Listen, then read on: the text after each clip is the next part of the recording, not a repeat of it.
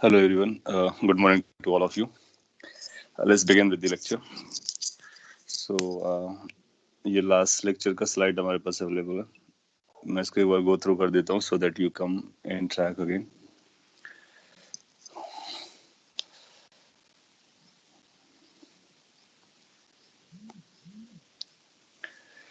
Well, last class में हम लोग फर्स्ट लॉ ऑफ थर्मोडायनेमिक्स से रिलेटेड कुछ चीजें आगे बात किया था. इक्वेशन क्या होता है, ये रिलेशन क्या होता है, वर्क डन क्या होता है, ये सब आपको पता रहता है. ये थर्मोडायनेमिक सिस्टम है. मैं एक बार फिर से बोल दे रहा हूँ. और एडियाबैटिक प्रोसेस में डेल्टा क्यू जीरो होना is equivalent to P V raised power gamma constant होना और वाइस वर्सा. उसको आप प्रूफ कर सकते हो अगर कभी जरूरत पड़ती है तो. वर्क डन किसी एडियाबैटिक प्रोसेस में कैसे निकालते हैं, तो PV raised power gamma equal to constant से प्रोसीड करके भी वर्क डन आप निकाल सकते हो और डायरेक्टली डीक्यू को जीरो करके वर्क डन की वैल्यू बात कर सकते हो. पॉलीट्रॉपिक प्रोसेस बहुत सारी प्रोसेसेस को कंसीडर को एक साथ एक्सप्लेन कर देता है, जिसमें P V raised power M type का वैल्यू जो है वो कांस्टेंट आ जाए तो उसके लिए हम वर्क डन निकाल सकते हैं. उसके लिए ये हीट का फॉर्मूला याद रख सकते हैं. मैंने टाइम क्वेश्चन आता है तो डायरेक्टली हम हीट का फॉर्मूला लग करके आंसर बता देंगे या वर्क डन को कैलकुलेट कर देंगे. डेल्टा यू कैलकुलेट करना is like common for all processes, तो उसके लिए वरी नहीं करना होता. गामास की वैल्यूज ये मैंने लिस्ट की है, बाकी आप जानते हो. और एम की डिफरेंट डिफरेंट वैल्यूज के लिए डिफरेंट डिफरेंट प्रोसेसेस को भी इंडिकेट किया जा सकता है. And then we had a question and then we started the cyclic process. So अगर इनिशियल और फाइनल स्टेट दोनों बराबर हो जाते हैं तो हम लोग बोलते हैं कि साइक्लिक प्रोसेस है. और अगर वो क्लॉकवाइज होती है तो वर्क डन पॉजिटिव होता है, एंटी क्लॉकवाइज होती है तो वर्क डन नेगेटिव होता है. डेल्टा यू की वैल्यू साइक्लिक प्रोसेस के लिए जीरो रहती है. तो किसी भी साइक्लिक प्रोसेस के लिए हम ये लगा सकते हैं कि जितना हीट का इन्वॉल्वमेंट है दैट इज वर्क डन. एक क्वेश्चन लिया था, उसके कई सारे पार्ट्स हम लोगों ने सॉल्व किए थे और इसको अपने घर में भी कंप्लीट किया होगा. कुछ बचा हुआ था तो पहले साइक्लिक प्रोसेस के लिए वर्क डन निकाला, साइक्लिक प्रोसेस के लिए इंटरनल एनर्जी निकाला, साइक्लिक प्रोसेस के लिए टोटल हीट कैलकुलेट किया. फिर आप इंडिविजुअल प्रोसेस के लिए भी वर्क कर सकते हो, जैसे कि 1-2 प्रोसेस के लिए, 2-3 प्रोसेस के लिए, 3-4 प्रोसेस के लिए, 4-1 प्रोसेस के लिए. कौन सी प्रोसेस क्या इंडिकेट कर रही है, कितना हीट इन्वॉल्व कर रहा है, कितना वर्क डन हो रहा है और how much internal energy changes, you can find it out easily. However, for the entire cycle, internal energy change remains zero. And work done depends on the area within the cycle. So ये important points थे और ये अपने last class में learn किया था. एक ये फॉर्मूला भी बन गया था. आप इंटरनल एनर्जी चेंज को प्रेशर के चेंज के टर्म में लिख सकते हो, वॉल्यूम के चेंज के टर्म में लिख सकते हो. टेम्परेचर चेंज के टर्म में तो आपको ऑलरेडी पता था. सो उसको भी याद रखने से क्विकली आंसर कर सकते हैं. फिर अपने को ये लर्न करना था कि किस प्रोसेस में हीट रिजेक्ट होगा, किस प्रोसेस में हीट सप्लाइड होगा. उसको मैं भी आपको एक्सप्लेन करता हूँ, उसके आगे बढ़ते हैं. So let me use a new slide. यहाँ तक कोई कंसर्न या डाउट हो तो आप पूछ सकते हो, नहीं है तो हम लोग आगे बढ़ते हैं. और इनफैक्ट मैं सेम फिगर को रीड्रॉ कर देता हूँ और कोई भी cyclic process for that matter बना देता हूँ. So let's say P versus V diagram है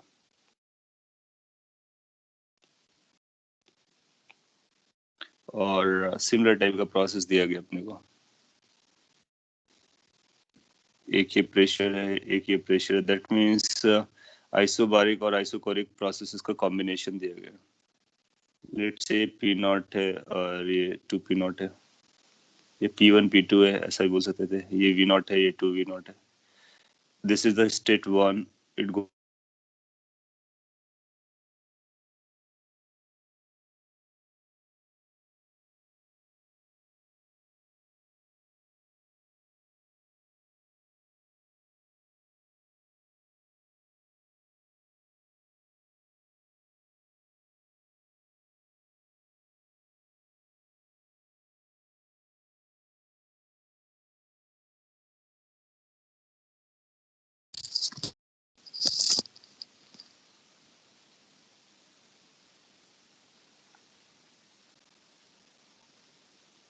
hello, am I audible now? Yes, Yes, sir. sir.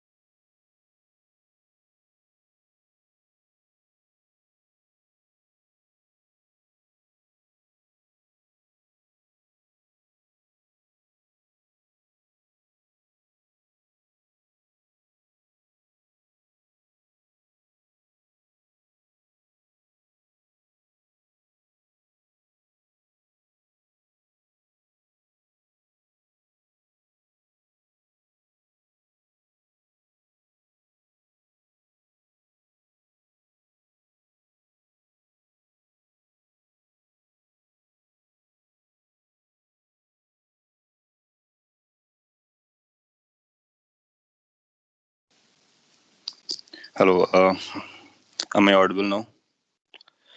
And screen, whether the screen is there.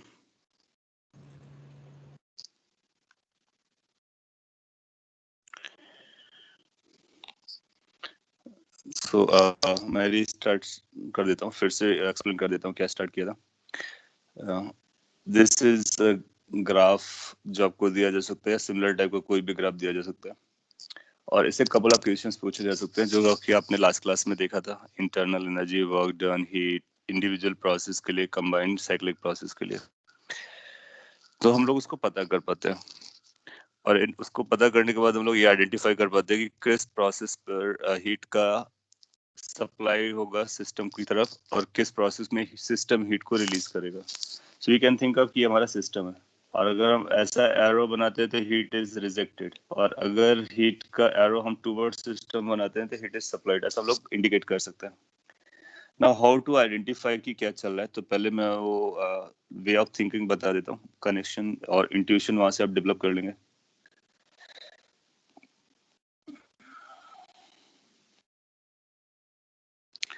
सो उसके लिए अपने को क्या इमेजिन करना है कि अपने पास एक पिस्टन सिलेंडर सिस्टम रहा होगा और उस पर गैस फिल्ड हो, तो प्रोसेस को उससे लिंक करने की कोशिश करते हैं, और साथ ही साथ अपने पास एक लॉ रहेगा d Q is equal to d U plus d W. इन दोनों को यूज करके हम किसी भी प्रोसेस में ये विदाउट कैलकुलेशन डिसाइड करने की कोशिश करेंगे कि हीट का सप्लाई है या फिर हीट का रिजेक्शन है. सपोज कर लीजिए हम 1 to 2 प्रोसेस पर फोकस करते हैं. ये सारा कैलकुलेशन हम लोग ऑलरेडी कर चुके हैं. अब हम लोग उसको इंट्यूशन से पता करने की बात कर रहे हैं हीट के बारे में, केवल हीट को डायरेक्टली. सो 1 to 2 प्रोसेस में क्या चल रहा है ये देखते हैं. ये आइसोबारिक प्रोसेस है. सो आइसोबारिक प्रोसेस में प्रेशर कांस्टेंट रहता है. So you are going to expand it, और ये एक्सपेंशन हो रहा है, वॉल्यूम इसका डबल हो रहा है. जब कभी आप किसी सिस्टम को एक्सपेंड करते हो, थर्मोडायनेमिक सिस्टम को, तो उसके लिए आपको हीट का रिक्वायरमेंट होता है. सो हीट जब आप सप्लाई करते हो तभी वो एक्सपेंड करता है. मोर ओवर आप ऐसा बोलोगे प्रेशर कांस्टेंट है, एक्सपेंशन हो रहा है, तो फिर हीट आप सप्लाई कर रहे होगे, और साथ ही साथ प्रेशर कांस्टेंट के साथ वॉल्यूम बढ़ रहा है तो टेम्परेचर भी बढ़ रहा होगा. तो हम लोग टेम्परेचर के टर्म में बात ना भी करें तो चलेगा, अपने को ये एक्सपेंशन में हीट का सप्लाइड होता है. सो पॉइंट इज कि इस 1 to 2 प्रोसेस में आपको हीट को सप्लाई करना पड़ेगा, ये डिसाइड कर सकते हैं. Now come to 2-3 process. जब आप 2-3 प्रोसेस पर आओगे, ये आइसोकोरिक प्रोसेस है, यानी वर्क डन परफॉर्म नहीं हो रहा है, सिस्टम का वॉल्यूम फिक्स्ड है. फिर देखेंगे टेम्परेचर पे क्या फर्क पड़ रहा है. सिंस इसका प्रेशर डाउन जाता है तो टेम्परेचर डिक्रीज कर रहा है. अगर किसी सिस्टम से टेम्परेचर डिक्रीज कर रहा है, इसका मतलब क्या हुआ, इसका मतलब हुआ कि आप उसको हीट सप्लाई नहीं कर रहे हो, रादर वो हीट रिजेक्ट कर रहा है. तो इसका मतलब हुआ 2-3 प्रोसेस में हीट का रिजेक्शन आएगा, और रिजेक्शन Q23 लिख सकते हैं. Are you getting my point? So if temperature is dropping and there is no work done, that means heat is being rejected by the system. So ये system heat reject करेगा, इसलिए उसका temperature drop करेगा. इसके बाद हम 3-4 process पे जा सकते हैं. 3-4 प्रोसेस पे जाएंगे तो आपको पता चलेगा आइसोबारिक है और कंप्रेशन है. जब कभी कंप्रेशन होगा तो फिर इसका उल्टा हो जाएगा. जब आप इसको कंप्रेस करोगे तो हीट बाहर निकलेगी.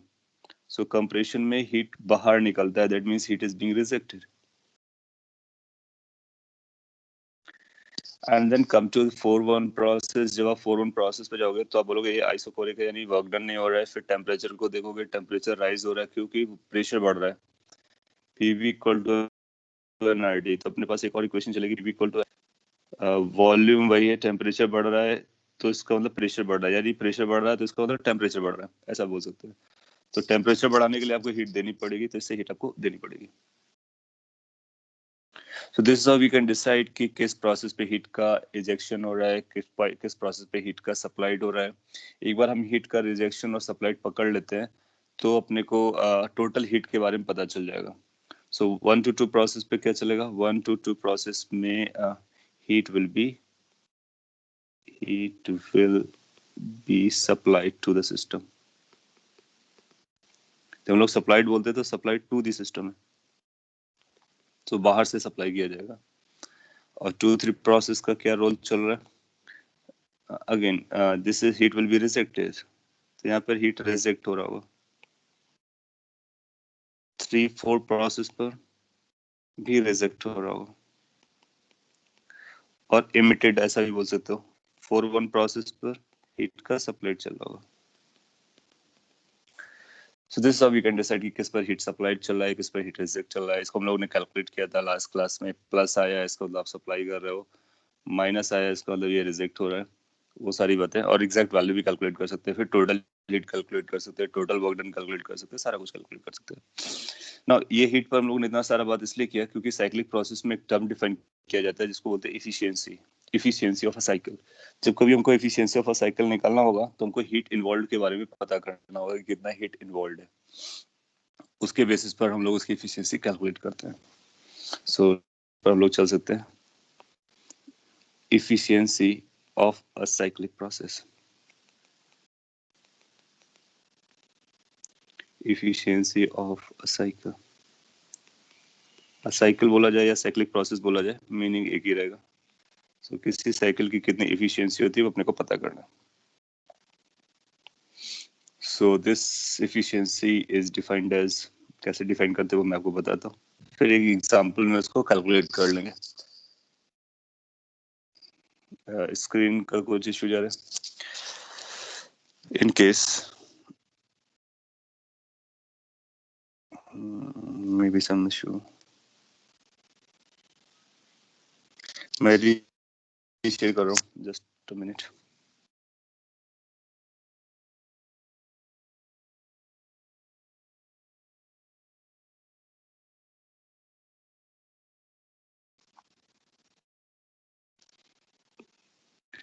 नर्सरी शेयर्ड, प्रोबेबली फाइन हो गया होगा अगर आपको इशू था। So efficiency of a cycle is defined as eta, efficiency को लोग, और ये रेशियो होता है बेसिकली। सो ये डिफाइंड एज ऐसा work done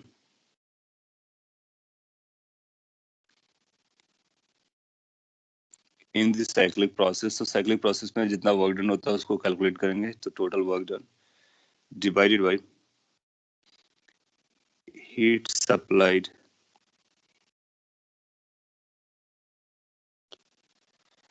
so work done calculation चलेगा और हीट सप्लाइड वाला कैलकुलेशन चलेगा, दोनों का रेशियो कैलकुलेट करेंगे, जो भी रेशियो आएगा उसको हम लोग एफिशिएंसी बोलने वाले हैं। जैसे प्रीवियस एग्जांपल में आपने देखा कि हीट सप्लाइड किस किस में आ रहा है, हीट सप्लाइड ये दो प्रोसेस में हीट सप्लाइड आ रहा है, तो जो सप्लाइड वाला वर्जन है केवल उसी को हम लोग काउंट करेंगे, रिजेक्टेड को नहीं। और वर्क डन का मतलब एरिया ऑफ द साइकिल हो जाएगा, तो वहां से हम इसको कैलकुलेट कर सकते हैं। सो ये डेफिनेशन इसको नोट कर लिया, सिंपल सा डेफिनेशन है। अगर आपने पहले नहीं पढ़ा है तो आपको इसको डिटेल में समझना है, अगर आपने पढ़ रखा है तो आपके लिए रिवीजन हो जाएगा। एक फिगर बना देते हैं, लेट्स से कि ये पी वर्सेस वी डायग्राम है, और लेट्स से कि जो साइक्लिक प्रोसेस है वो कुछ इस तरह की दी गई है। एक साइकिल बना के दे दी गई है, ये भी एक साइक्लिक प्रोसेस है क्योंकि इसका इनिशियल और फाइनल स्टेट सेम रहेगा जहां से भी आप काउंट करना स्टार्ट करते हो। अगर मैंने इस तरह से एरो बनाया है, इसका मतलब वर्क डन के बारे में पता चल गया, वर्क डन पॉजिटिव आने वाला है। यू नो कि पॉजिटिव नेगेटिव कैसे डिसाइड करते हैं। इसकी रेडियस पता चल जाएगी तो हम इसका वर्क डन के मैग्नीट्यूड भी कैलकुलेट कर सकते हैं। So work done can be calculated by finding the area. Heat supplied कैसे कैलकुलेट करेंगे, हीट सप्लाइड के लिए हीट कैलकुलेशन करनी पड़ेगी उसके लिए। ये सर्कुलर सर्कुलर को हम लोग एग्जांपल में बाद में भी ट्रीट कर लेंगे। अभी हम एक दूसरा फिगर बना देते हैं, वो कॉम्बिनेशन ऑफ प्रोसेसेस होगा तो थोड़ा सा आपके लिए अच्छा लगेगा। लेट्स से कि एक ये प्रोसेस है, दूसरा प्रोसेस ये,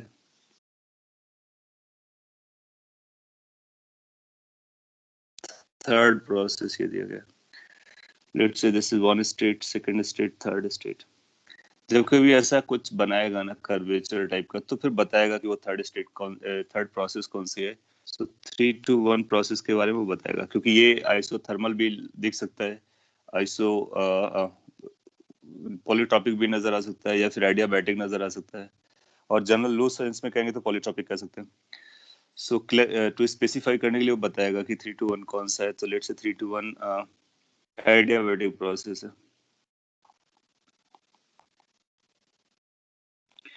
सो अगर वन एडियाबैटिक प्रोसेस है, तो जो मैंने अभी आपको एक्सप्लेन किया उस पर बेस में छोटा सा क्वेश्चन पहले पूछता हूँ, फिर इसको और सिंप्लीफाइड फॉर्मूले में कन्वर्ट कर लेंगे।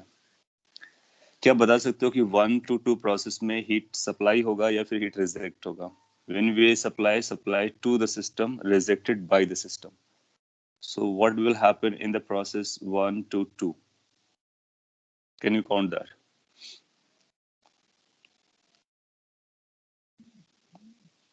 It will be supplied. Okay.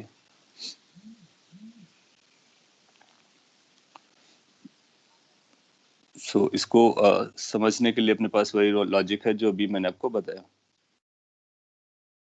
that you need to see whether there is expansion or compression. If there is expansion, heat is needed to the system. और अगर compression है तो फिर heat reject होती है. So आप ऐसा बोलोगे कि इस पर हीट का सप्लाई हो रहा है. So 1 to process without calculation you can find out कि इस पे सप्लाई की जरूरत है. क्योंकि अपने को यहाँ पे हीट सप्लाइड चाहिए, सो ये डिस्टिंग्विश करना इम्पोर्टेंस का हो जाता है कि whether it is being supplied or being rejected. Similarly, अगर हम 2 to 3 प्रोसेस पे जाते हैं तो भी आप पता कर सकते हो, क्योंकि ये 1 to 2, 2 to 3 एग्जैक्टली सिमिलर है जो प्रीवियस एग्जांपल हम लोगों ने लिया था. इस पर भी आइसोकोरिक है और टेम्परेचर डाउन हो रहा है, इसका मतलब है हीट रिजेक्ट हो रहा होगा. 2 to 3 प्रोसेस. एक और मैं आपसे पूछना चाहूंगा, 3 to 1 प्रोसेस में हीट सप्लाई होगा सिस्टम को या फिर सिस्टम से रिजेक्ट हो रहा होगा 3 to 1 प्रोसेस के लिए?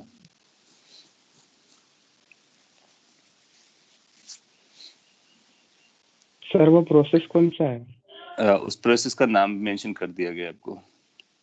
सर जीरो रहेगा. जीरो रहेगा. एडियाबैटिक ये इंडिया हाँ, क्योंकि वो एडियाबैटिक है तो फिर यहाँ पर देख करके आपको ऐसा लगेगा कि कंप्रेस हो रहा है, तो केवल उससे डिसीजन नहीं लेना है, अपने को प्रोसेस को भी देखना है. सो दिस एडियाबैटिक, सिंस ये एडियाबैटिक प्रोसेस है इसलिए इस पर 3 to 1 प्रोसेस पर कोई भी हीट का इन्वॉल्वमेंट नहीं आएगा. So Q31 going to be equal to 0. So जब हीट के बारे में बात करते हैं तो अपने को प्रोसेस समझना होता है, फिर उसको विजुलाइज करना होता है, और अगर आपको इश्यू बनता है तो आप कैलकुलेट भी कर सकते हो. सो दो इवन दो यहाँ पर कंप्रेशन हो रहा है फिर भी हीट रिजेक्ट नहीं हो रहा, तो ये जो भी कंप्रेशन चल रहा होगा उससे उसका टेम्परेचर बढ़ रहा होगा. सो ये टेम्परेचर बढ़ने में यूज हो रहा होगा.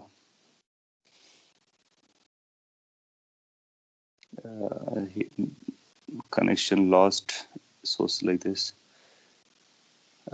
I think it's working. So 3 to 1 में आप बताओगे कि वो एडियाबैटिक प्रोसेस होने की वजह से हीट का इन्वॉल्वमेंट 0 है. एनीवे, अपने पास एक और रूल रहता है कि डेल्टा क्यू जो होता है that is equal to delta U plus delta W. किसी भी प्रोसेस के लिए इसको हम लोग लगाते हैं. साइक्लिक प्रोसेस के लिए डेल्टा यू की वैल्यू 0 होती है. सो अपने पास ये पता चलेगा कि delta Q is equal to delta W. Delta W का नाम वर्क डन होता है और डेल्टा क्यू का नाम होता है टोटल हीट सप्लाइड. तो ये टोटल हीट सप्लाइड है. ऐसा हम लोग एज्यूम कर लेते हैं, let Q1 is total heat supplied. किसी भी साइक्लिक प्रोसेस में हो सकता है कि मल्टीपल प्रोसेसेस में हीट का सप्लाई चल रहा हो, सो सभी का टोटल कलेक्शन सप्लाइड का वो Q1 है. लेट्स से हम लोग इंडिकेट करते हैं Q2 को total heat rejected.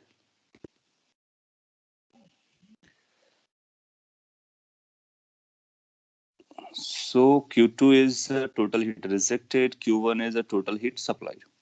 So delta Q का क्या मीनिंग होता है? डेल्टा Q का मीनिंग होता है कि जो आप सप्लाई करते हो रिजेक्ट करते हो उसका नेट वैल्यू बताना है. सो डेल्टा Q होता है net heat supplied. Net heat supplied. ना यहाँ पर माइनस से डिफरेंस रहता है टर्म्स का.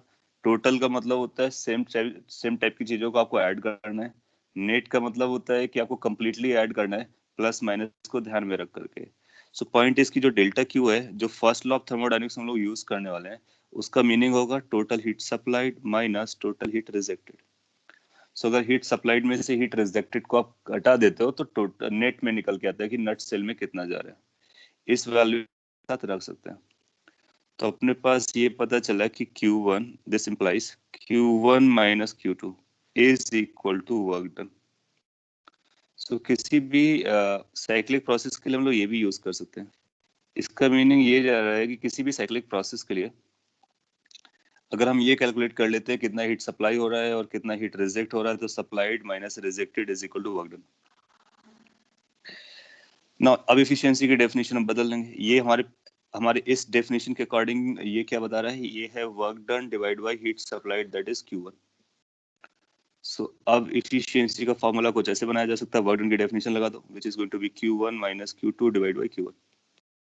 सो we got a very important formula, eta is equal to 1 minus Q2 divided by Q1। So whenever आपसे efficiency के बारे में बात करना हो, कोई भी साइकिल की efficiency पूछी जाए, जो कि जनरली पूछा जाता है और थोड़ा सा लेंदी रहता है क्वेश्चन, क्योंकि आपको Q1, Q2, Q3 सारे हीट्स निकालने होते हैं। बट ये अगर आपसे पूछा जाता है तो फिर आप क्या करने वाले हो, Q1 कैलकुलेट करोगे, that means total heat supply पता करोगे, फिर Q2 पता करोगे जो कि टोटल हीट रिजेक्टेड है, फिर दोनों का रेशियो निकालोगे, इसको 1 से कम कर दोगे तो इफिशियंसी पता चल जाएगी। किसी भी साइक्लिक प्रोसेस की इफिशियंसी इस फॉर्मूले से गवर्न होती है। नो, जब आप कैलकुलेशन करोगे हीट सप्लाइड, तो हम जानते हैं हीट सप्लाइड पॉजिटिव आता है। जब हीट रिजेक्टेड आप कैलकुलेट करोगे तो वो निगेटिव आता है। तो उसी निगेटिव की वजह से यहाँ पर माइनस लगाया गया। तो बेसिकली ये ऐसा लिखा गया है, Q1 और माइनस Q2 को ऐड किया गया। तो जब Q1 और माइनस Q2 ऐड करेंगे तो Q1 माइनस Q2 बन जाएगा।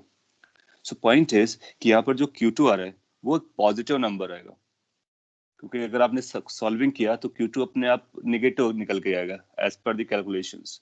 तो उसमें अपने को इस एक्सप्रेशन में रखने के लिए Q2 को पॉजिटिव वैल्यू रखनी है। Q2 की पॉजिटिव वैल्यू रखनी है, यानी Q2 इज अ मॉड। तो आप चाहो तो इसको मॉड लगा सकते हो, जनरली हम लोग मॉड दिखाते नहीं है। So Q2 has to be written as a positive, क्योंकि उसका माइनस वर्जन हम लोग ऑलरेडी यूज कर चुके हैं। So minus has been used, only numerical value has to be placed in. Q2 को पॉजिटिव रखना है, Q1 अपने आप पॉजिटिव आएगा, दोनों पॉजिटिव का रेशियो 1 से छोटा होगा और इसीलिए एफिशिएंसी जो है 1 से छोटी आ जाएगी। 1 minus something is equal to less than 1। Copy कर लीजिए और इस पर बेस में आपको एक छोटा सा क्वेश्चन देता हूँ, उसका आपको आंसर करना है।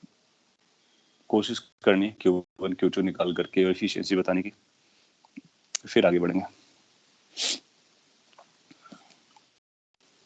Q1 Q2 between 0 to 1. Pardon? So range of efficiency will be 0 to 1. Efficiency is like ये परसेंटेज में हम लोग बताते हैं। तो फ्रैक्शन में बोलेगा तो 0 से 1 के बीच में रहेगा, अदरवाइज 0 से 100% के बीच में रहेगा। सो आगे आप देखोगे कि ये 100% कभी होता नहीं है। तो ये लेस देन 100% यानी न्यूमेरिकल वैल्यू लेस देन 1 आती है। So it's going to range from 0 to 1 as a fractional value.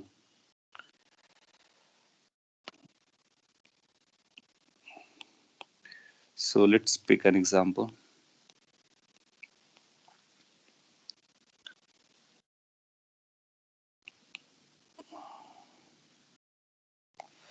आपको एक साइक्लिक प्रोसेस दी जाएगी, उस साइक्लिक प्रोसेस में कितने सारी प्रोसेस होंगे उसके अकॉर्डिंग उसकी कॉम्प्लिकेसी बढ़ती रहेगी।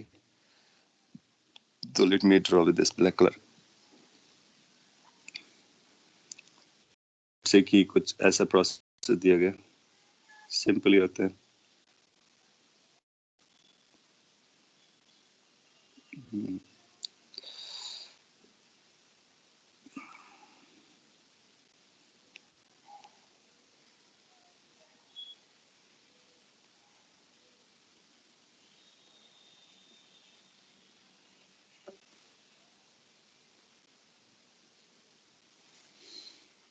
ये जो टॉप वाला है वो स्ट्रेट नहीं है, रादर वो कर्व है।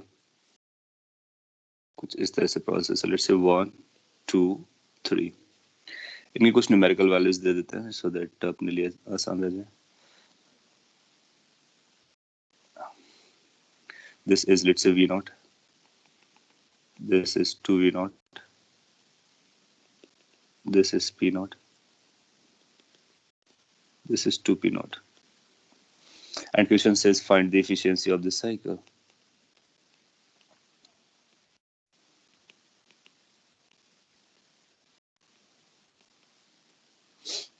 So उसको कैलकुलेट करना एक क्वाइट कॉम्प्लिकेटेड जॉब रहेगा. अपने को 1 by 1 प्रोसेस करना है और आप साथ में सॉल्व करते रहिए, मैं भी सॉल्व कर रहा हूँ. 1 by 1 प्रोसेस हम लोग प्रोसीड करेंगे. 1 to 2 प्रोसेस को अगर हम लोग कैच करें तो आपको पहले ये बताना है कि इस 1 to 2 प्रोसेस में हीट का कोई इन्वॉल्वमेंट है क्या. अगर है तो क्या वो सप्लाइड है या रिजेक्टेड है. तो 1 क्योंकि हमारे पास इफिशियंसी का formula heat by heat ratio है, तो हमको Q1 Q2 निकालना है और उसके आंसर बताना है. सो डायरेक्टली बताने के लिए 1 to 2 प्रोसेस में हीट रिजेक्टेड आएगा, रिलीज्ड आएगा या फिर सप्लाइड होगा. सब देखोगे ये कंप्रेस कर रहा है, कंप्रेशन चल रहा है और आइसोबारिक प्रोसेस में कंप्रेशन होगा तो फिर हीट का रिलीज होगा या हीट रिजेक्ट होगा. तो आप बोलोगे यहाँ से हीट को रिजेक्ट कराना है. What about 2 to 3 process.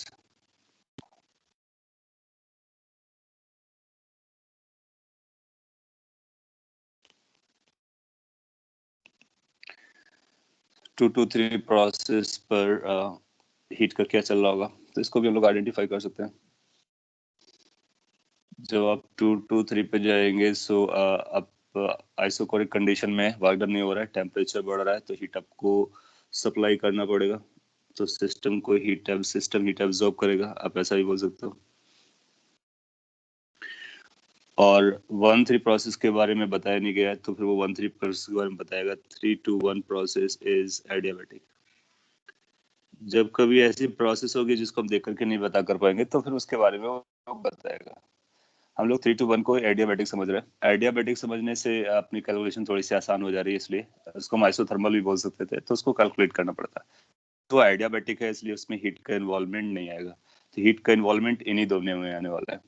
जो हीट सप्लाइड है या जो सिस्टम एब्जॉर्ब करने वाला हीट है, उस हीट को हम लोग Q1 से इंडिकेट कर लेते हैं, और जो रिजेक्टेड या रिलीज्ड वाला हीट है उसको हम लोग Q2 से सिंबॉलिकली दिखा लेते हैं. सो अगर ये Q1 है तो अपने को पता करना पड़ेगा कि Q1 की वैल्यू कितनी आ रही है, और Q2 को भी पता करना पड़ेगा क्योंकि फाइनल एक्सप्रेशन हमारा कुछ ऐसा बना था, efficiency is equal to 1 minus Q2 divide by Q1. Work done के टर्म में लिखना चाहो तो work done divide by Q1 लिखना होगा, लेकिन वर्क डन के लिए एरिया निकालोगे, एरिया निकालना भी उतना ही चैलेंजिंग होगा, इसलिए हम Q2 Q1 को कैलकुलेट कर सकते हैं. सो 1 by 1 प्रोसीड कर सकते हैं. सपोज कर लीजिए कि हमको फर्स्ट वाले प्रोसेस को आगे बढ़ाना था और यहाँ से Q2 कैलकुलेट करना था. सो ये कौन सी प्रोसेस थी? आइसोबारिक प्रोसेस थी. आइसोबारिक प्रोसेस में हम लोग क्या लिख सकते हैं? NCP delta T. यहाँ पर एक इंफॉर्मेशन थोड़ी सी इनसफिशिएंट है. CP चाहिए तो हमको गामा मोल्स इनके बारे में बताना होगा. सो यहाँ पे मैं ब्रैकेट में लिख लेता हूँ कि ये 1 मोल मोनोएटॉमिक गैस है. वो आपको बताएगा कि ये जो बेसिक इंफॉर्मेशन है कि 1 मोल या 2 मोल कौन सी गैस है. सो मोल पता चल गया, एटॉमिसिटी पता चल गया, तो हम NCP डेल्टा टी से डायरेक्टली बता सकते हैं कि Q2 कितना लगा होगा.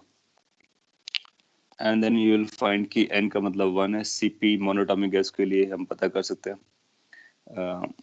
3 डिग्रीज ऑफ फ्रीडम होती है. सो हाउ टू से 5/2. डेल्टा टी के बारे में क्या बोलोगे? डेल्टा टी के बारे में बोलोगे कि temperature of 2 minus temperature of 1. फिर ये N को अंदर ले जाओ, अब चाहो तो N को भी सर्वाइव कर लो, NRT को एक साथ लिख सकते हो. सो ये बन जाएगा 5/2 and this will become pressure of 2 volume of 2 point minus pressure of 1 volume of 1. इस तरह से कैलकुलेशन कर सकते हैं. So जब कभी टेम्परेचर वाले फॉर्मूले को प्रेशर और वॉल्यूम में ले जाना हो, PV इक्वल टू NRT लगा दे. 2 पॉइंट के बारे में P और V पता है अपने को.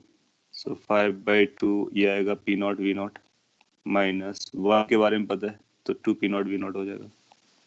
फाइनली अपने को जो मिलने वाला है that is going to be minus 5/2 P naught V naught. Now Q2 minus आया, एक्सपेक्टेड था क्यों? क्योंकि ये रिलीज फ्रॉम द सिस्टम बताया जा रहा है. So that has to be Q2. लेकिन जब हम इस फॉर्मूले में लिखेंगे तो Q2 की पॉजिटिव वैल्यू लिखेंगे क्योंकि माइनस हम लोग ऑलरेडी यूज कर चुके हैं. तो यहाँ पर अपने को मॉड लिखना है, ये ख्याल रखना है. एंड देन सिमिलरली हम Q1 कैलकुलेट करना चाहेंगे. Q1 आइसोकोरिक प्रोसेस है. आइसोकोरिक प्रोसेस में ये डायरेक्टली NCV डेल्टा T लिखा जा सकता है. Sir yes. सर उसमें फाइनल माइनस इनिशियल लिखेंगे ना, तो फिर 2P0 P0 minus P0 P0 आएगा. फाइनल माइनस इनिशियल मतलब फाइनल का मतलब क्या हुआ? 1 से 2 जा रहे हो आप, तो 1 आपका इनिशियल है, 2 फाइनल है. हाँ गलती हो तो 2 का प्रेशर लिखेंगे कितना आ रहा है? P0. 2 का वॉल्यूम लिखेंगे कितना आ रहा है? V0. 2 मतलब स्टेट 2. 1 के बारे में बात करेंगे, 1 का प्रेशर P0, 1 का वॉल्यूम 2V0. सो इसलिए नेगेटिव आएगा, और नेगेटिव आना हमारा एक्सपेक्टेशन भी था, क्योंकि हमको कैसे पता चलेगा वो रिलीज्ड है? माइनस साइन से ही तो पता चलता है कि वो रिलीज हो रहा है. सो जब भी आप कैलकुलेशन करोगे तो टोटल रिलीज वाला टर्म नेगेटिव आएगा, तो उसका मॉड वैल्यू हमको यहाँ पे सब्स्टिट्यूट करना होगा. 223 प्रोसेस 10 आइसोकोरिक. तो आइसोकोरिक के लिए हीट कितना आता है? NCV delta T. इसको भी आगे कंक्लूड कर लो तो CV की वैल्यू FR/2 हो जाती है. F की जगह 3 लिख सकते हैं, delta T. This will be having T3 minus T2. यहाँ पर फाइनल और इनिशियल का ख्याल रखना होता है, और जब लोग चेंज लिखते हैं तो हमेशा फाइनल माइनस इनिशियल लिखते हैं. उसके अकॉर्डिंग वो अपना साइन वगैरह लेकर के आता है. F की वैल्यू 3 हो जाएगी, 3/2. NRT बदल जाएंगे तो ये आएगा P3V3 माइनस P2V2. अब थर्ड पॉइंट के प्रेशर और वॉल्यूम को लिखना है, और सेकेंड पॉइंट के प्रेशर और वॉल्यूम को लिखना है. ये एज पर एक्सपेक्टेशन पॉजिटिव आना चाहिए. क्यों? क्योंकि ये supply heat to the system वाले हम लोग बात कर रहे हैं. 3/2. P3 is going to be 2P0 और वॉल्यूम इज V2P0 V0 हो जाएगा. और ये P2 की वैल्यू P0 है, V2 की वैल्यू V0 है. तो इसकी जो वैल्यू आएगी after calculation you will find कि यार 3/2 P0 V0. पॉजिटिव आया, यस. इसका मतलब हम लोगों ने जो प्लस में जो एरोज लगाए थे वो प्रॉपर थे कि ये सप्लाइड है और ये रिजेक्टेड है. अब एफिशिएंसी की बात करेंगे. So how to write the efficiency? Efficiency of the cycle is going to be 1 minus heat supplied, which is 5/2 P0 V0. Divide by heat reject this. मैंने क्या लिखा? 1 minus heat rejected वाला लिखना होता है, फिर supplied डाउन साइड आता है. So ये जो rejected heat था उसको काउंट किया, लेकिन उसका मैग्नीट्यूड हमेशा उसका मैग्नीट्यूड लिखेंगे, अदरवाइज वो गलत हो जाएगा, क्योंकि माइनस साइन हम लोग पहले यूज कर चुके हैं. Divide by 3/2 P0 V0. P0 V0 cancel out हो जाएगा. ये एफिशिएंसी है तो नंबर आएगा, तो ये 2 भी कैंसिल हो जा रहा है. 5/3. ये तो कुछ गड़बड़ हो गया. 5/3 तो नेगेटिव बता देगा. What went wrong? Seems something went wrong. Okay, yes, something went wrong. So वो समथिंग क्या है वो मैं आपको बता दूं. वो इनकंसिस्टेंट नंबर हो गया, लेकिन निकालने का अपना ये तरीका रहेगा. यहाँ से नेगेटिव आ रहा है. नेगेटिव आने की वजह क्या हो गई है? वो ज्यादा इन्फॉर्मेशन दे दी मैंने और वो उससे मिस मैच हो गया. लेकिन अगर आपको कैलकुलेट करना है तो Q2 आप इस तरह से कैलकुलेट करोगे, Q1 इस तरह से कैलकुलेट करोगे, फिर दोनों आएंगे, दोनों को यहाँ पे डिवाइड कर दोगे, फिर आपको एक आंसर मिल जाएगा. यहाँ से जो आंसर आ रहा है वो प्रैक्टिकली एक्सेप्टेबल नहीं लग रहा है. उसकी वजह क्या है? क्या आप में से कोई आइडेंटिफाई कर सकता है वजह क्या है? कौन सी न्यूमेरिकल वैल्यूज इनकंसिस्टेंट हो रही है, या फिर ज्यादा इन्फॉर्मेशन हमने सप्लाई कर रखी है क्वेश्चन में? ये क्वेश्चन का प्रॉब्लम है, सॉल्विंग का प्रॉब्लम नहीं है. सॉल्विंग के लिए आप एग्जैक्टली यही फॉलो करोगे जो आप, और उससे आपका आंसर आ जाएगा. और अगर इसका आंसर आपको बताना होगा तो जो भी आ रहा है उसी को आंसर हम लोग दे देंगे. वो मैथमेटिकली करेक्ट होगा, लेकिन प्रैक्टिकली करेक्ट नहीं होगा. इनकेस आप आइडेंटिफाई कर पाए. एग्जैक्टली. मैंने ज्यादा इन्फॉर्मेशन दे दी. एक तो ये P0 V0 बता दिया, और बाद में ये करेक्शन किया, मोनोटॉमिक एडियाबैटिक बात की. तो जब हम लोग एडियाबैटिक करते हैं ना, तो हमको ये फिर ये वैल्यू नहीं देनी चाहिए थी. इनमें से एक वैल्यू को गायब करना चाहिए था. एक वैल्यू अपने आप कैलकुलेशन से आएगी, और जो कैलकुलेशन से वैल्यू आएगी वो कंसिस्टेंट होगी. अभी मैंने इसको सिंप्लीफाइड वर्जन दे दिया और इसको एडियाबैटिक दे दिया, तो आप देखोगे कि इसके लिए जब एडियाबैटिक प्रोसेस का फॉर्मूला लगाओगे वो मैच नहीं करेगा, क्योंकि एज पर द एडियाबैटिक क्या आना चाहिए? P3V3 की power gamma should be equal to P1V1 की पावर गामा. ये वैलिड होना चाहिए. और इसकी वैलिडिटी में गामा कितना यूज हो जाएगा? जो गामा का यूज करना है अपने को 167 यूज करना है. तो हमारा P3 तो 2P0 है, और V3 V0 है। सिमिलरली ये नंबर्स हमको पता है, तो इनको जब इस पे आप रखोगे तो उसको जस्टिफाई नहीं करेगा। सो ये जो नंबर मैंने दिया वो ज्यादा दे दिया था, सो इन्फॉर्मेशन ज्यादा होने की वजह से वो इनकंसिस्टेंट हो गया और ये नंबर अलग आ गया। एनीवे वो क्वेश्चन फ्रेम करने के टाइम पे सोचना होता है, और वो आपको जो एग्जाम में क्वेश्चन फ्रेम करके देगा वो करेक्ट देगा। उसके अकॉर्डिंग फिर ये नंबर छोटा आएगा मैग्नीट्यूड वाइज, ये नंबर बड़ा आएगा मैग्नीट्यूड वाइज, तो ये रेशियो 1 से छोटा आएगा, सो ये नंबर पॉजिटिव आएगा। अभी के लिए इसके साथ इशू है, तो उस इशू को आप एक आंसर को 1 मिनट के लिए भूल जाइए, हाउ टू कैलकुलेट उस पर अटेंशन दे दीजिए। यहाँ पर इनकंसिस्टेंसी है इन नंबर्स को लेकर के।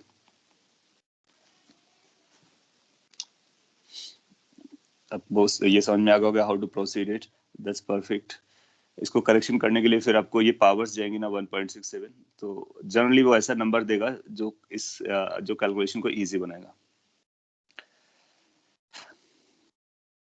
आगे बढ़ सकते हैं। अभी इसकी एफिशिएंसी कैलकुलेशन हम लोग और भी करने वाले हैं, एक दो एग्जांपल आएगा तो उसमें प्रॉपर नंबर हम लोग चूज कर लेंगे तो प्रॉपर आंसर आ जाएगा। उसके लिए आप वरी मत कीजिए, सिंपली इसके बारे में वरी कीजिए कि how we calculate, how we decide which process absorbs heat, which process releases heat, and how we calculate the total heat released and total heat absorbed, and how we use the efficiency formula.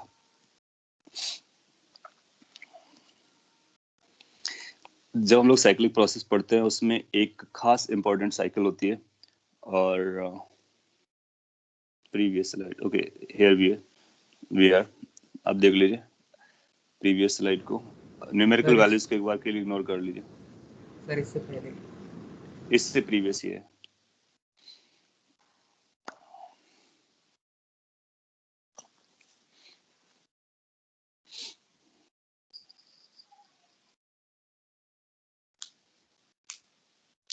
आप एक और काम कर सकते हो, जो last class में load ने क्वेश्चन किया था, ये वाला क्वेश्चन, इसकी एफिशिएंसी कैलकुलेट कर सकते हो। मैं ये एग्जांपल पिक कर सकता था, और इस पे आपको प्रॉपर आंसर आएगा क्योंकि इस पर जो प्रोसेसेस है वो आइसोकोरिक और आइसोबारिक है, जिनके लिए ये सारी वैल्यूज मैच करती हुई नजर आ रही है, तो फिर इसमें आपको एक अच्छा आंसर मिल जाएगा। हालांकि उसके लिए 4 प्रोसेस को आपको डील करना पड़ेगा। एनीवे साइक्लिक प्रोसेस में एक खास इंपॉर्टेंट साइकिल होती है जिसको हम लोग कार्नोट साइकिल बोलते हैं, और इसको समझ लेते हैं ये क्या होता है। इसको इसलिए यूज करते हैं क्योंकि सेम टेम्परेचर रेंज पर अगर आप कोई प्रोसेस चलाते हो या सारी प्रोसेसेस चलाते हो तो कार्नोट साइकिल की जो इफिशियंसी आती है वो मैक्सिमम आती है। सो इन केस अगर हम एक साइकिल बनाते हैं जिसमें 4 प्रोसेसेस को यूज करते हैं, सो हम ऐसा लिख सकते हैं कि इट इज अ साइकिल। इसके बारे में थोड़ा लिख देते हैं फिर इसको फिगर ड्रॉ करेंगे। It is a cycle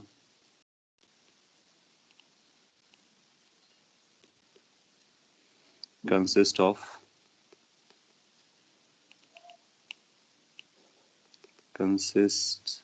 of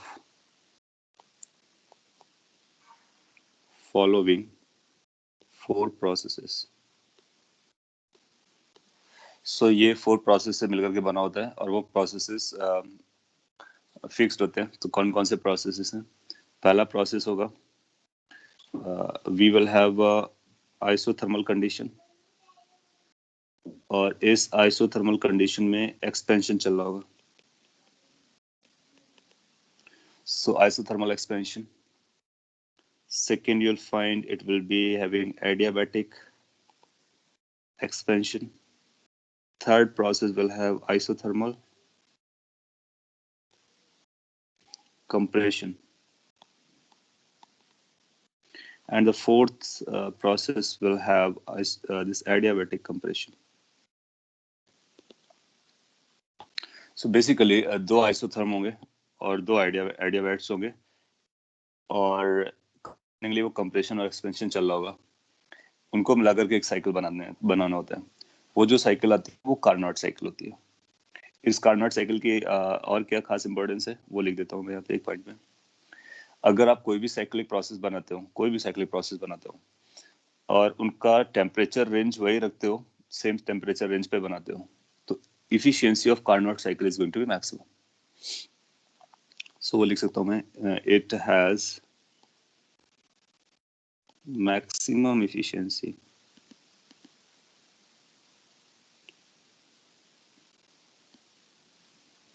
among all cycles or cyclic processes operating between given temperature range. So, एक गिवन टेम्परेचर रेंज के बीच में ऑपरेट करने वाली ऑल साइकिल्स में मैक्सिमम एफिशिएंसी कार्नोट साइकिल की होती है, इसीलिए हम इसको स्टडी करते हैं। और इसका बहुत इम्पोर्टेंस है मैकेनिक्स में और मैकेनिकल डिवाइसेस में, जैसे कि आपके जो व्हीकल्स होते हैं जो फ्यूल से रन कर रहे होते हैं, उनमें साइकिल्स चलती है और वो मैक्सिमम एफिशिएंसी दे, इसलिए हम लोग साइकिल्स को कार्नोट साइकिल बनाने की कोशिश करते हैं। जो हीट इंजन्स होते हैं और हीट पंप्स होते हैं, उनके बारे में भी बात करेंगे। सो ये पॉइंट आपको याद रखना होता है।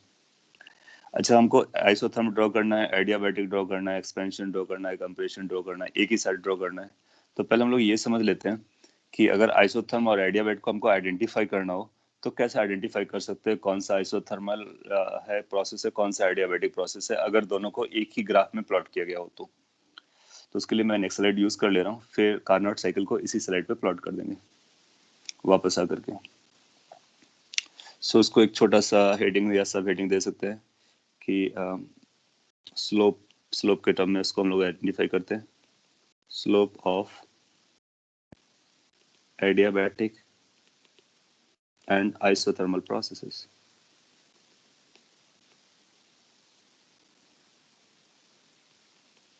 ये अपने आप में भी एक क्वेश्चन होता है और कई बार पूछा गया, वो ग्राफ दे देगा और बोलेगा कि कौन सा ग्राफ किसका है ये बताइए। सो वो स्लोप को मेजर करके हम बता देते हैं। लेट्स से पीवी डायग्राम है, मोस्टली हम लोग पीवी डायग्राम ड्रॉ कर रहे हैं। एग्जाम पीवी कोई बजे कोई और आएगा तो कैसे हम एक ग्राफ से दूसरे ग्राफ में कन्वर्ट होते हैं, उसको भी हम लोग एक दो क्वेश्चन से प्रैक्टिस कर लेंगे। सो लेट्स से कि अपने को ऐसा बोलते हैं कि एक ये ग्राफ दिया गया,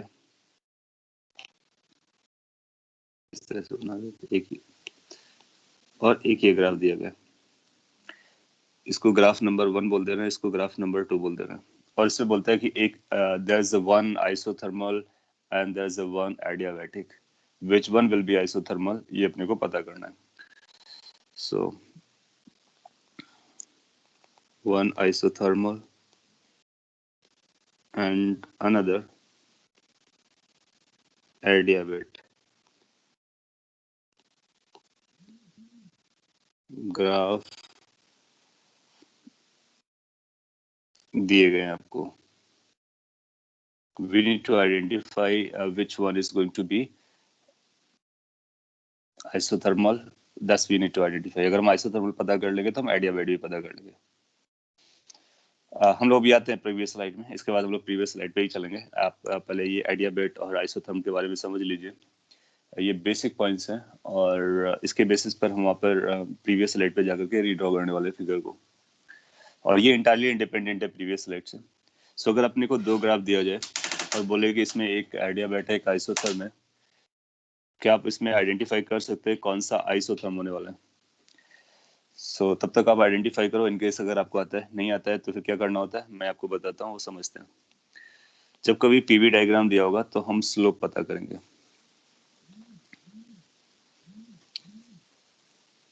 सो स्लोप ऑफ आइसोथर्म,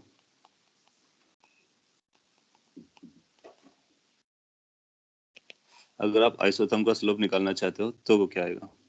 आइसोथर्म का मतलब isothermal, so dp by dv, ये अपने को पता करना। आइसोथर्म की इक्वेशन क्या होती है? PV is equal to constant, क्यों? क्योंकि टी कांस्टेंट होता है। सो आप बोलोगे PV is equal to NRT होता है, टी कांस्टेंट होने की वजह से इसको कांस्टेंट बोला जाता है। और अब आप इसको डिफरेंशिएट कर दीजिए बोथ साइड। सो जब आप डिफरेंशिएट करोगे तो आएगा डी, हालांकि हम लोग ऑलरेडी कर चुके हैं, फिर भी हम लोग एक बार फिर से डिफरेंशिएट कर ले रहे हैं। D P V is equal to d N R T. जब डिफरेंशिएट करेंगे तो आएगा P d V plus V d P, और यहाँ पे 0 हो जाएगा। इसको फर्दर सिंप्लीफाई करते हैं तो यहाँ से हम लोग ये कैलकुलेट करना चाहते हैं कि dp by dv कितना आएगा, तो this will become v dp is equal to minus p dv which gets converted into something called dp by dv, that's a slope. इसी को हमको जरूरत थी, इसकी वैल्यू कितनी आ रही है, सो dp by dv की जो वैल्यू अपने को मिल रही है वो माइनस p by v मिल रही है। इसका मतलब इसका जो स्लोप है ना वो कांस्टेंट नहीं होता है, ऑफ कोर्स कांस्टेंट नहीं होता है। अब देखो है किसी भी पॉइंट पे स्लोप ड्रॉ करोगे इस वाले ग्राफ में तो स्लोप की वैल्यू चेंज होती रहेगी, किसी भी पॉइंट पे ड्रॉ करोगे। स्लोप तो कांस्टेंट केवल स्ट्रेट लाइन का होता है, बाकी तो बदलता रहता है। तो इसका मतलब किसी भी लोकेशन पर इसका अगर आपको स्लोप मेजर करना है तो उस लोकेशन का p पता करना होगा, उस लोकेशन का v या उस स्टेट का v पता करना होगा, p by v का रेशियो निकालेंगे, माइनस लगाएंगे तो स्लोप आ जाएगा। अच्छा ये माइनस क्या कह रहा है कि स्लोप नेगेटिव आएगी।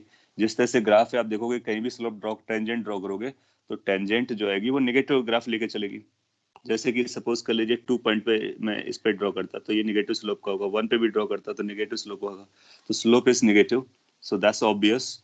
और कितना मैग्नीट्यूड है, p by v होता है। सो इसको आप याद रख सकते हो, this is the slope of isothermal process.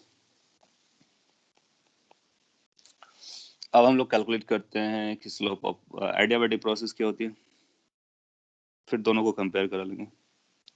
Slope of adiabatic process और एडियाबैट,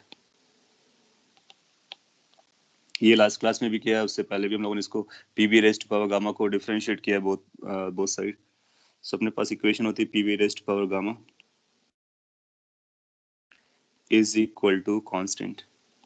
तो इसको डिफरेंशिएट करोगे दोनों तरफ तो आपको कुछ ऐसा मिला होगा, minus v dp by dv is equal to gamma p, bulk modulus equal to gamma p। वहां से मैं रिकॉल कर रहा हूँ, आप इसको सिंप्लीफाई करेंगे तो आपको यही मिलने वाली है। एक बार क्रॉस चेक कर सकते हो, लास्ट क्लास में भी किया हुआ। आपको क्या करना होगा, दोनों तरफ डिफरेंशिएट करना होगा, डिफरेंशिएशन के रूल्स लगाने होंगे, आपको पता चल जाएगा। dp by dv का जो वैल्यू आ रहा है that came out to be gamma times minus p by v।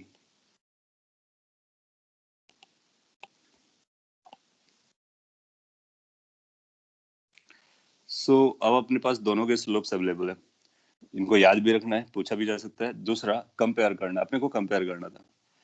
तो dp by dv of adiabatic is equal to gamma time minus p by v, और this minus p by dp by dv of isotherm। So यहाँ से conclusion निकाला जा सकता है by using these two। The conclusion goes like this कि slope of adiabatic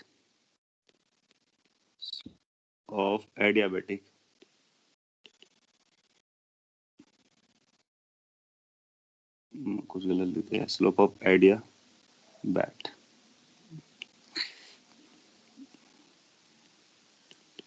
process is equal to gamma times slope of isothermal।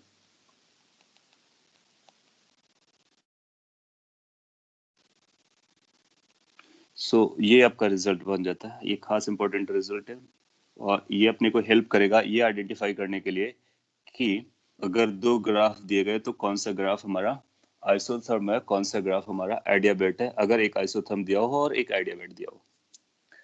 आप लोगों ने कुछ आंसर दिए, फर्स्ट आइसोथर्म फर्स्ट एडियाबेट। हाँ, सो अब आप इसको क्लियर कट आंसर यहाँ से देते हैं कि एडियाबेटिक का स्लोप आइसोथर्मल स्लोप से गामा टाइम्स ज्यादा होता है। गामा एक नंबर है जो कि 1 से बड़ा है, तो इसका मतलब एडियाबैटिक का स्लोप ज्यादा होगा, आइसोथर्मल का स्लोप कम होगा। कहाँ पर स्लोप, किसका स्लोप, टेंजेंट का स्लोप। जब हम लोग स्लोप की बात करते हैं तो किसी भी पॉइंट पे टेंजेंट ड्रॉ करते हैं, फिर अपने को ख्याल में आएगा किस पॉइंट के बारे में बात चल रही है, उस पॉइंट के बारे में जिसका पी और वी पता हो। इसका मतलब जिसका पी और वी आइसोथर्म के लिए और उसका पी और वी एडियाबेट दोनों के लिए बराबर हो, दैट मीन्स वो पॉइंट जो कॉमन हो। सो हम लोग क्या करते हैं, कॉमन पॉइंट पे जाते हैं, पॉइंट ऑफ इंटरसेक्शन पे। इसके लिए पी और वी की वैल्यू दोनों के लिए बराबर रही होगी, बिल्कुल रही होगी। और यहाँ पर हम दोनों में टेंजेंट को ड्रॉ करते हैं। अगर आप सेकंड पे टेंजेंट ड्रॉ करोगे तो ये आ जाएगा, फर्स्ट पे टेंजेंट ड्रॉ करोगे तो फिर ये आ जाएगा। ज्यादा कम का मतलब हुआ मैग्नीट्यूड वाइज, ज्यादा कम का मतलब हुआ मैग्नीट्यूड वाइज। अगर स्लोप हमारा वर्टिकल लाइन की तरफ जाता है, जितना भी वर्टिकल होता है लाइन उतना स्लोप ज्यादा होता है। आप जानते हो कि वर्टिकल लाइन का स्लोप होता है इनफाइनाइट, हॉरिजॉन्टल का होता है 0। सो जो जो tangent, whatever the tangent which is moving towards vertical, जो वर्टिकल की तरफ ज्यादा है उसका स्लोप ज्यादा है। स्लोप का मतलब मैग्नीट्यूड, माइनस का मतलब डायरेक्शन। सो इसका मतलब है कि ये जो ऊपर जा रहा है ये that has a more slope as compare to this, क्योंकि ये 0 की तरफ है, फ्लैट की तरफ होने जा रही है। सो ये जो मैंने स्लोप ज्यादा वाला ड्रॉ किया वो कौन से कर्व पे ड्रॉ किया है? फिर देखो वो कर्व नंबर 2 है। तो जो कर्व नंबर 2 है that is adiabatic,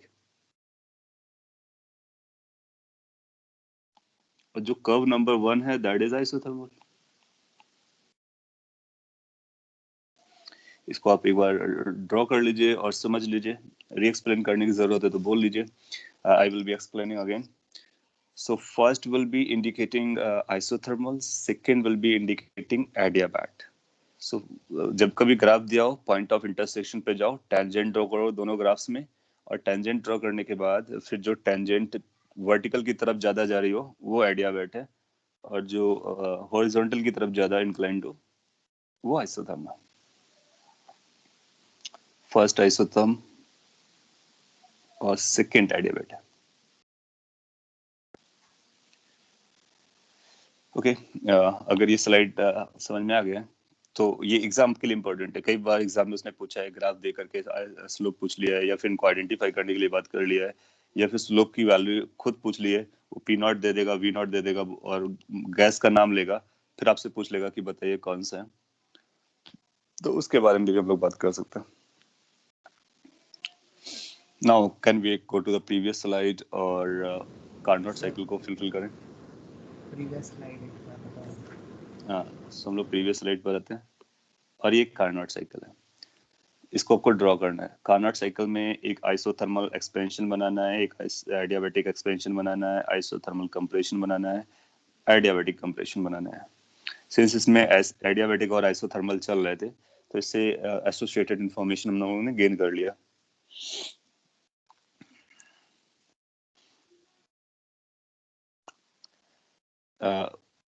before I draw complete picture तो मैं आपसे एक क्वेश्चन जरूर पूछना चाहूंगा, जिससे अपने को पता चल जाए कि यस क्या चल रहा है। ये जो आपने अभी देखा है क्या वो आपको समझ में आया?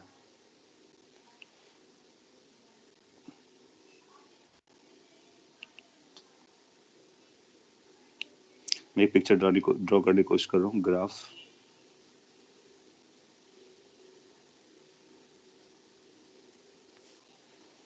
उतना स्मूथ नहीं बन पा रहे, चलेगा, रीड्रॉ करता हूँ। सपोज कर लीजिए एक ग्राफ ये 1 है, प्रोसेस है, और एक प्रोसेस 2 है।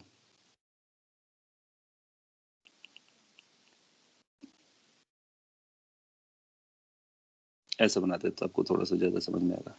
This is process 1, this is process 2। हमने दो प्रोसेस बनाए हुए हैं, इधर एरो लगा दिया, ऐसा बनाया है। सो इनमें से 1 और 2 में से एक आइसोथर्मल है और दूसरा एडियाबैट है। क्या आप बता पाओगे कि इसमें आइसोथर्मल कौन सा है? अगर ऐसा पिक्चर बना के कोई बोलता है कि एक आइसोथर्म एक एडियाबैट है, so which one is isotherm? हाँ, तो अगर आप ये आइडेंटिफाई कर पा रहे हो तो अपना काम हो जा रहा है कि what you need to do, you need to go for at the point of contact, draw the tangent। इसकी टेंजेंट ऐसी जाएगी, इसकी टेंजेंट ऐसी जाएगी, जिसकी टेंजेंट ज्यादा जा रही है वो एडियाबैटिक है, जिसकी कम जा रही है वो आइसोथर्मल है। ठीक है, तो इस तरह से इसको प्लॉट कर सकते हैं। अब हमको यही काम यहाँ पे स्टार्ट करना है कि एक्सपेंशन, एडियाबैट बनाना है, ये सब। एक और पॉपुलर क्वेश्चन रहता है या फिर उससे कुछ नॉलेज हो जाएगा आपको। सपोज कर लीजिए हमने 2 आइसोथर्म बनाए,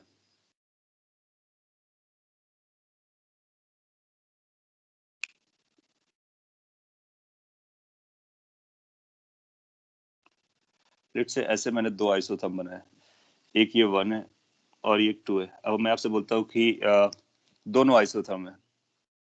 अगर ये दोनों आइसोथर्म्स हैं और फर्स्ट का टेम्परेचर T1 है, सेकंड का टेम्परेचर T2 है, ये भी इंटरप्रिटेशन है जो चीजें हम लोगों ने अभी तक की हैं। सो इन केस पहला T1 टेम्परेचर पर है, दूसरा T2 टेम्परेचर पर है, दोनों आइसोथर्म्स हैं। सो कौन सा टेम्परेचर ज्यादा होगा, T1 और T2? तो उसको भी हम लोग डिसाइड कर सकते हैं कैसे डिसाइड कर सकते हैं? आप अपना दिमाग लगा लीजिए। अब कैसे डिसाइड कर सकते हो? कोई भी एक वॉल्यूम कंसीडर कीजिए, उस वॉल्यूम को आगे बढ़ा दीजिए, तो ये जो वॉल्यूम है दोनों के लिए कॉमन हो जाएगा। पीवी इक्वल टू एनआरटी दोनों के लिए वैलिड होती है। वॉल्यूम दोनों के लिए कॉमन मैंने कंसीडर कर लिया है। प्रेशर आप देखोगे P2 जो आएगा वो छोटा हो रहा होगा, P1 ज्यादा हो रहा होगा। हम लोग जानते हैं जब वॉल्यूम बराबर होता है तो प्रेशर और टेम्परेचर आपस में डायरेक्टली प्रोपोर्शनल होते हैं, तो जिसका प्रेशर ज्यादा होगा उसका टेम्परेचर भी ज्यादा आएगा। तो इस तरह से हम उसको जस्टिफाई कर लेते हैं। आप इसको अदरवाइज जस्टिफाई कर सकते हो, एक प्रेशर लेकर के दो वॉल्यूम को मेजर कर लो। आप ऐसा कर सकते हो कि सपोज के लिए आपने एक प्रेशर कंसीडर किया, ये इस प्रेशर के करस्पॉन्डिंग लाइन को बढ़ाइए आइसोबारिक, इसका वॉल्यूम कम आ रहा है, इसका वॉल्यूम ज्यादा आ रहा है। तो सेम प्रेशर में जिसका वॉल्यूम ज्यादा होता है उसका टेम्परेचर ज्यादा होता है। So this is the logic I am explaining. और इस लॉजिक के अकॉर्डिंग आप बोलोगे कि अगर ऐसा कभी आपको दिया गया है तो हम ये क्लेम कर सकते हैं कि T1 की वैल्यू T2 से ज्यादा होगी। दैट मीन्स जो ग्राफ ऊपर होता है वो हायर टेम्परेचर पर होता है आइसोथर्म कंडीशंस में। तो हमारे पास ये आइसोथर्म्स हो गए, दो T1 और T2 आपस में से लिंक्ड है। इसी में हम कुछ और प्रोसेस को ड्रॉ कर लेते हैं। एक अगर लाइन ऐसे ड्रॉ कर देते हैं और एक ऐसा ड्रॉ कर देते हैं। सो ये अपने लिए बन जाएगा कार्नोट साइकिल। तो कार्नोट साइकिल में दो आइसोथर्म्स मैंने ड्रॉ कर दिए। So this is going to be indicating as a Carnot cycle, और all the four processes जिसके बारे में हम लोग बात कर रहे थे वो यहाँ पर लिखे गए। ये टेम्परेचर T1 पर है हायर वाला, ये टेम्परेचर T2 पर है लोअर वाला। So this you can call as a 1 and this state can be called as a 2, this can be called as a 3, this can be called as a 4. So जो process 1 to 2 है that is indicating isothermal expansion, वो isothermal भी है expansion भी है। जो process 2 to 3 है that is adiabatic, उसका स्लोप ज्यादा जा रहा है, ये आप देख सकते हो। एंड वो एक्सपेंशन भी कर रहा है, ये भी देख सकते हो। तो एडियाबैटिक एक्सपेंशन है। Next process is 3 to 4 which is isothermal compression. T2 temperature पर है, कंप्रेशन चल रहा है। And final process 4 to 1, this is adiabatic compression.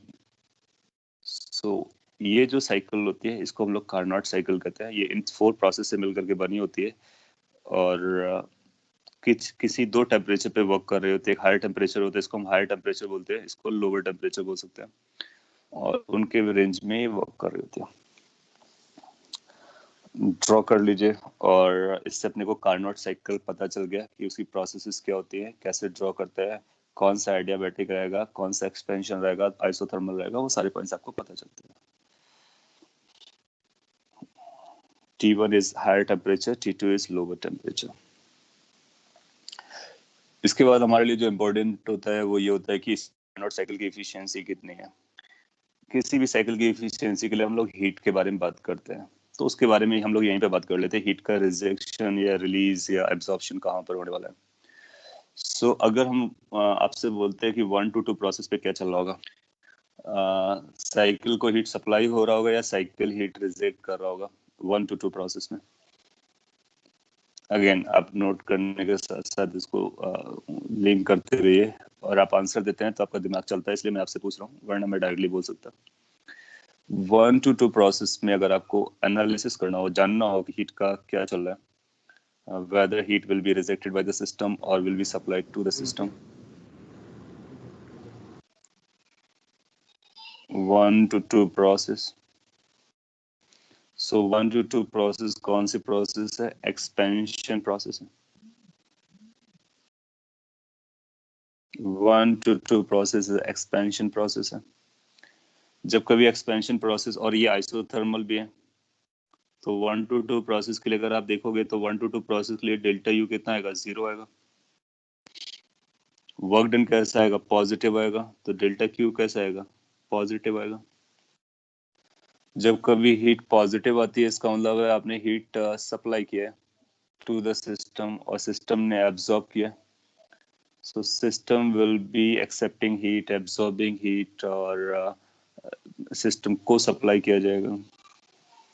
सो इसमें इंटरनल एनर्जी का चेंज नहीं होगा, लेकिन हीट को इसको चाहिए। सो इस प्रोसेस में आप हीट देते हो, इसको हम लोग Q1 मान लेते हैं, लेट्स से Q1 है, Q1 अमाउंट ऑफ हीट आपने दिया है 1 to 2 प्रोसेस पे। So system will absorb heat, system को हीट दिया जाएगा, जो भी लैंग्वेज आपको पता करना हो पता कर सकते हो। और अगर आप कभी कंफ्यूज हो तो go for the process, right the information जो आप जानते हो, फिर उसके क्यू के साइन को पता करने की कोशिश करो। ये पूछ लेते हैं एग्जाम में, माइनस पॉइंट होता है। 2 to 3 प्रोसेस में आप पाओगे कोई हीट का इन्वॉल्वमेंट नहीं आएगा। क्यों? क्योंकि process is adiabatic. whenever there is adiabatic process there is no heat involvement, so heat will be zero. What about 3 to 4 process? 3 to 4 process exactly 1 2 के जैसा है, लेकिन वो एक्सपेंशन चल रहा था तो ये कंप्रेशन चल रहा है। सिंस ये कंप्रेशन चल रहा है तो वर्क डन नेगेटिव आएगा, हेंस हीट रिजेक्ट होगी, ये रिजेक्टेड हो जाएगी।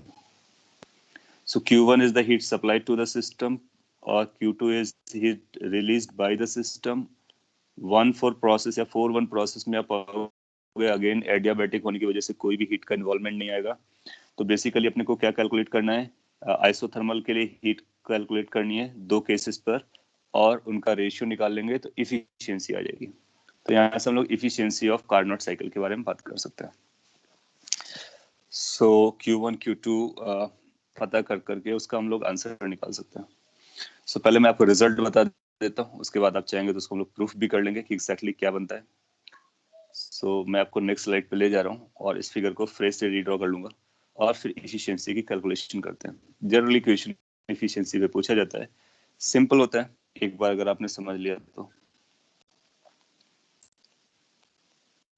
efficiency of Carnot cycle.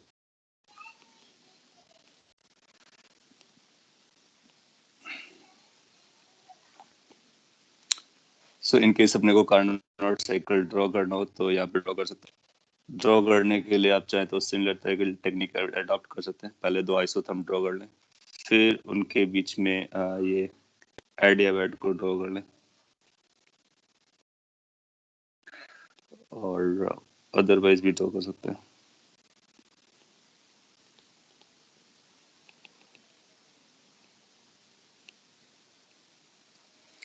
So this is our Carnot cycle, this one, then expansion isothermally, then expansion adiabatically, compression isothermally, compression adiabatically.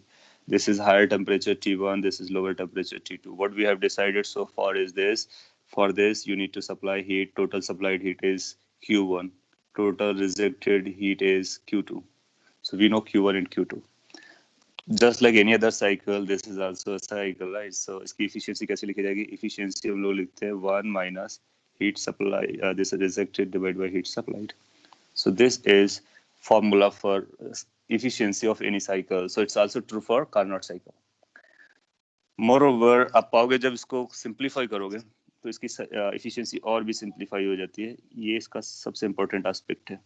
ये efficiency बनती है 1 minus T2 divided by T1. So for a Carnot cycle, efficiency becomes this. That means अगर आपको higher temperature, lower temperature पता है, then you can find out what the efficiency of Carnot cycle is going to be. That means आपसे पूछ सकता है, अगर कभी सब फ्यूचर में सब्जेक्टिव एग्जाम देते हैं, कि Carnot cycle के लिए Q2 divided by Q1 की value T2 divided by T1 होती है। So इसका मतलब ये निकलता है कि ये आपसे प्रूफ किया जा सकता है या कराया जा सकता है। So this is for Carnot cycle.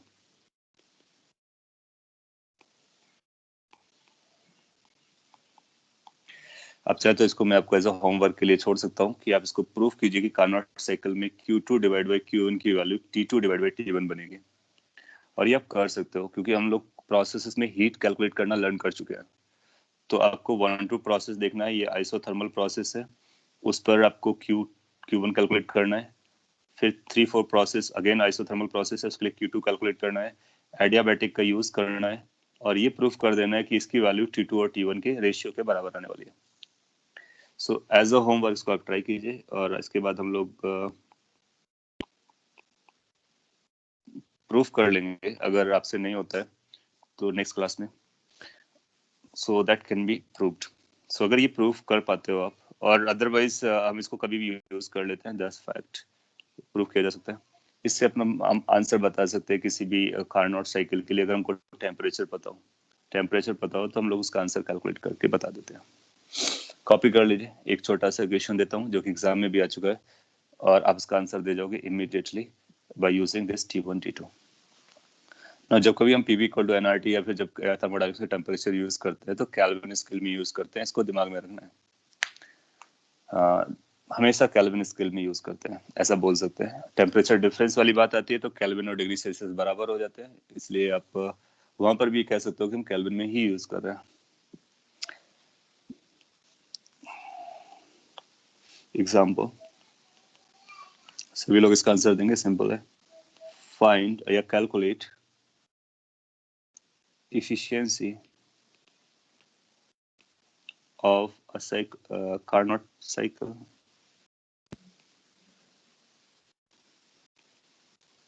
that operates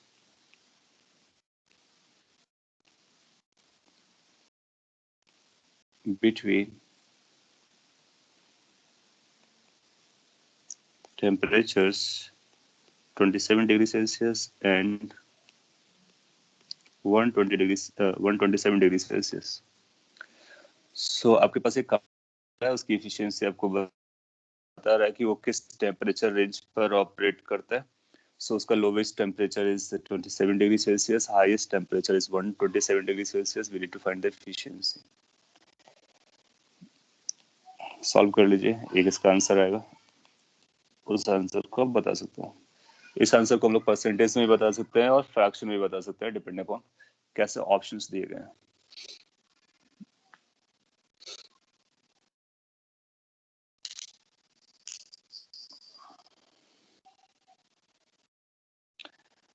.25 25%, 1/4, either way you can claim it। ना जो हम लोग टेम्परेचर रेंज बोलते हैं, इसका मतलब लोअर से लेकर के हाई टेम्परेचर, सभी टेम्परेचर के बारे में बात करते हैं। अगर आप कार्नोट साइकिल की बात करो तो इस साइकिल में सबसे कम टेम्परेचर यही नीचे वाला है, क्योंकि जब हम ऊपर बढ़ते हैं तो टेम्परेचर बढ़ता है, फिर आगे बढ़ते हैं तो टेम्परेचर बढ़ता है, फिर ऊपर बढ़ते हैं तो ये सारे आइसोथर्म्स अगर ड्रॉ करोगे तो सबका टेम्परेचर बढ़ेगा। और ये साइकिल दो आइसोथर्म के बीच में ड्रॉ की गई है। इसका मतलब T1 is the maximum temperature of the cycle, T2 is the minimum temperature of the cycle, as well as they are isotherms. So T1, T2 minimum और मैक्सिमम है, सो रेंज कहला सकता है। T2 को मिनिमम बोल रहे हैं तो T2 की वैल्यू 27 डिग्री सेल्सियस किया गया, तो 273 प्लस 27 आप बोलोगे, सो ये 300 केल्विन हो जाएगा।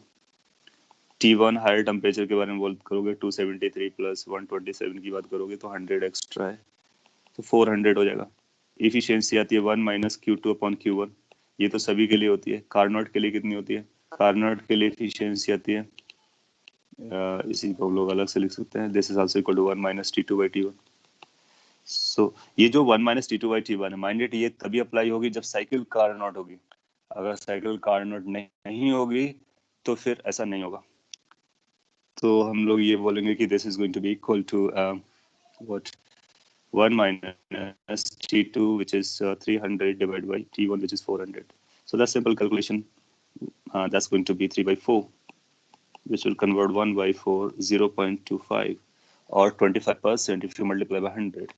So that means ये जो कार्नोट साइकिल है, इसकी efficiency 25%, जबकि ये किन दो टेम्परेचर पर ऑपरेट कर रही है? इसका मिनिमम टेम्परेचर 27 डिग्री सेल्सियस है और मैक्सिमम टेम्परेचर 127 डिग्री सेल्सियस है। अगर इन दो टेम्परेचर पर ऑपरेट करेगी, कोई भी साइकिल ऑपरेट करेगी, तो उसकी इफिशियंसी 25% से ज्यादा कभी नहीं हो सकती है। Now 25% being efficiency as a very low efficiency, that means जो इंजन्स होते हैं, हीट इंजन्स होते हैं, या फिर जो ये साइकिल्स होती हैं, उनकी एफिशिएंसी जनरली बहुत कम रहती है। और इसीलिए आप पाओगे कि कभी हम 100% एफिशिएंसी की साइकिल बना ही नहीं सकते हैं। इनफैक्ट ये सेकंड लॉ ऑफ थर्मोडायनेमिक्स है। सेकंड लॉ ऑफ थर्मोडायनेमिक्स का स्टेटमेंट आप ऐसे बोल सकते हो, we can not have 100% efficient cycle.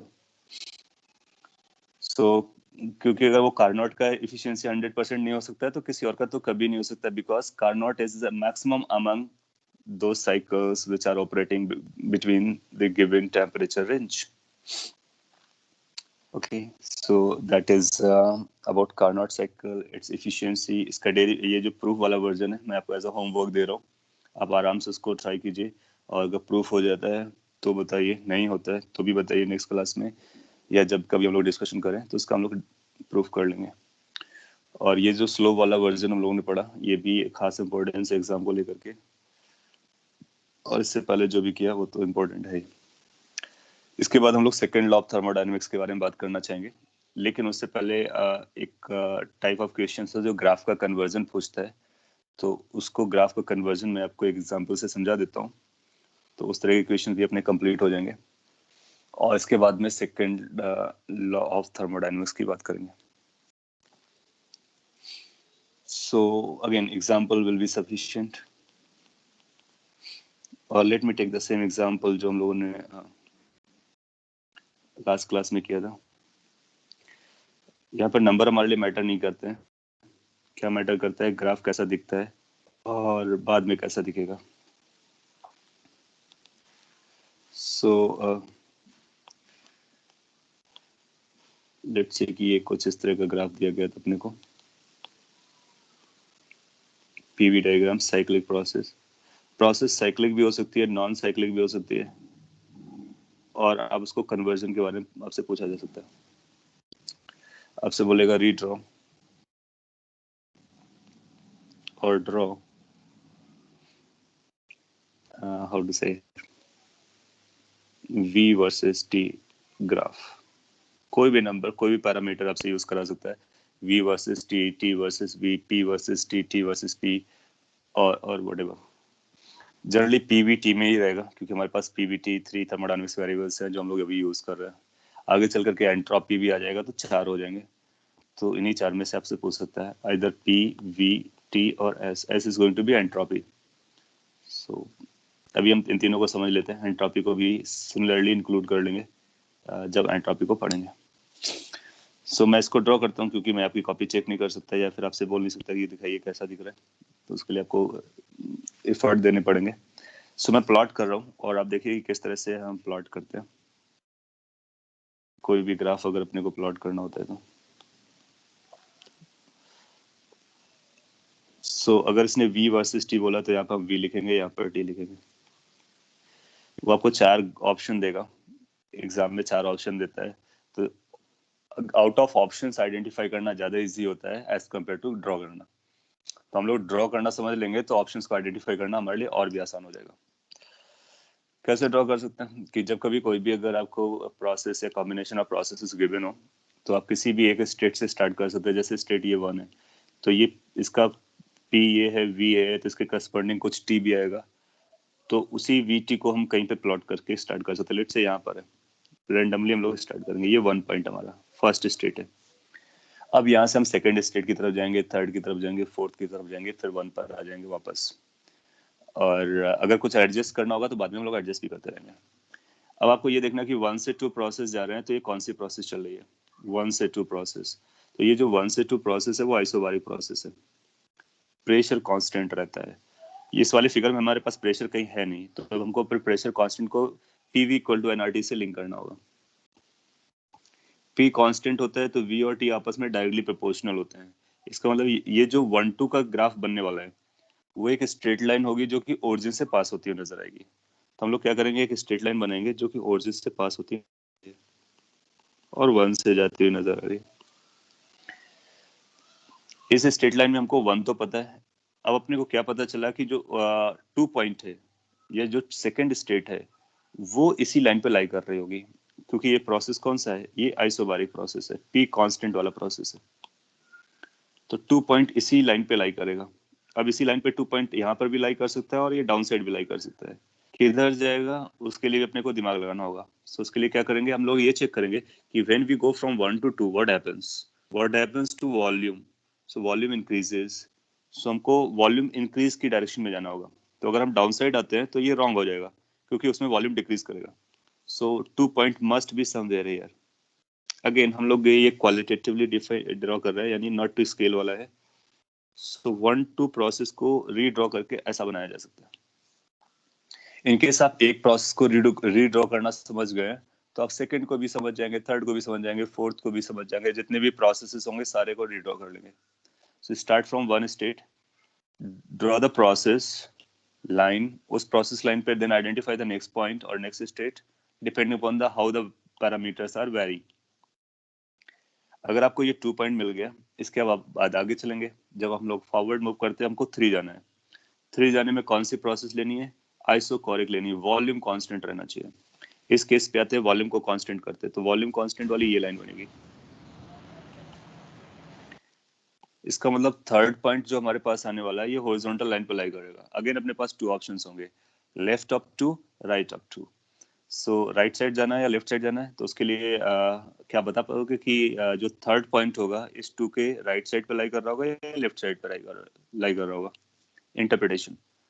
सो ये जस्ट सी कि 2 के बाद 3 जाने में क्या चलता है? Right side, left side. So फिर से मैं बोलता हूँ, आप ध्यान दीजिए. अपने आंसर दे दिए. उसके आगे 2 के बाद अपने को 3 मिलना है. ठीक है, 3 मिलना है आइसोकोरिक प्रोसेस में, तो हमारी हॉरिजॉन्टल लाइन आइसोकोरिक है क्योंकि ये वॉल्यूम यहाँ पर है. अब क्या चल रहा है? 2 से जब हम लोग 3 जा रहे हैं तो प्रेशर डाउन हो रहा है. हालांकि इस ग्राफ में हमें प्रेशर तो कहीं दिख नहीं रहा है. तो आप एक काम करो, प्रेशर को टेम्परेचर के टर्म में लिख लो. हम जानते हैं अगर वॉल्यूम कांस्टेंट होता है तो प्रेशर और टेम्परेचर एग्जैक्टली बिहेव करते हैं, सिमिलरली बिहेव करते हैं. सो अगर प्रेशर डाउन हो रहा है तो फिर टेम्परेचर को भी डाउन होना पड़ेगा. और यहाँ पे टेम्परेचर हमको दिख रहा है, तो टेम्परेचर को डाउन करता हुआ दिखाएंगे हम लोग. सो डाउन, अगर हम राइट साइड जाते हैं तो टेम्परेचर बढ़ेगा, तो हम राइट साइड जाना बंद कर देंगे. किधर जाएंगे? लेफ्ट साइड जाएंगे. So 3 point will be somewhere there.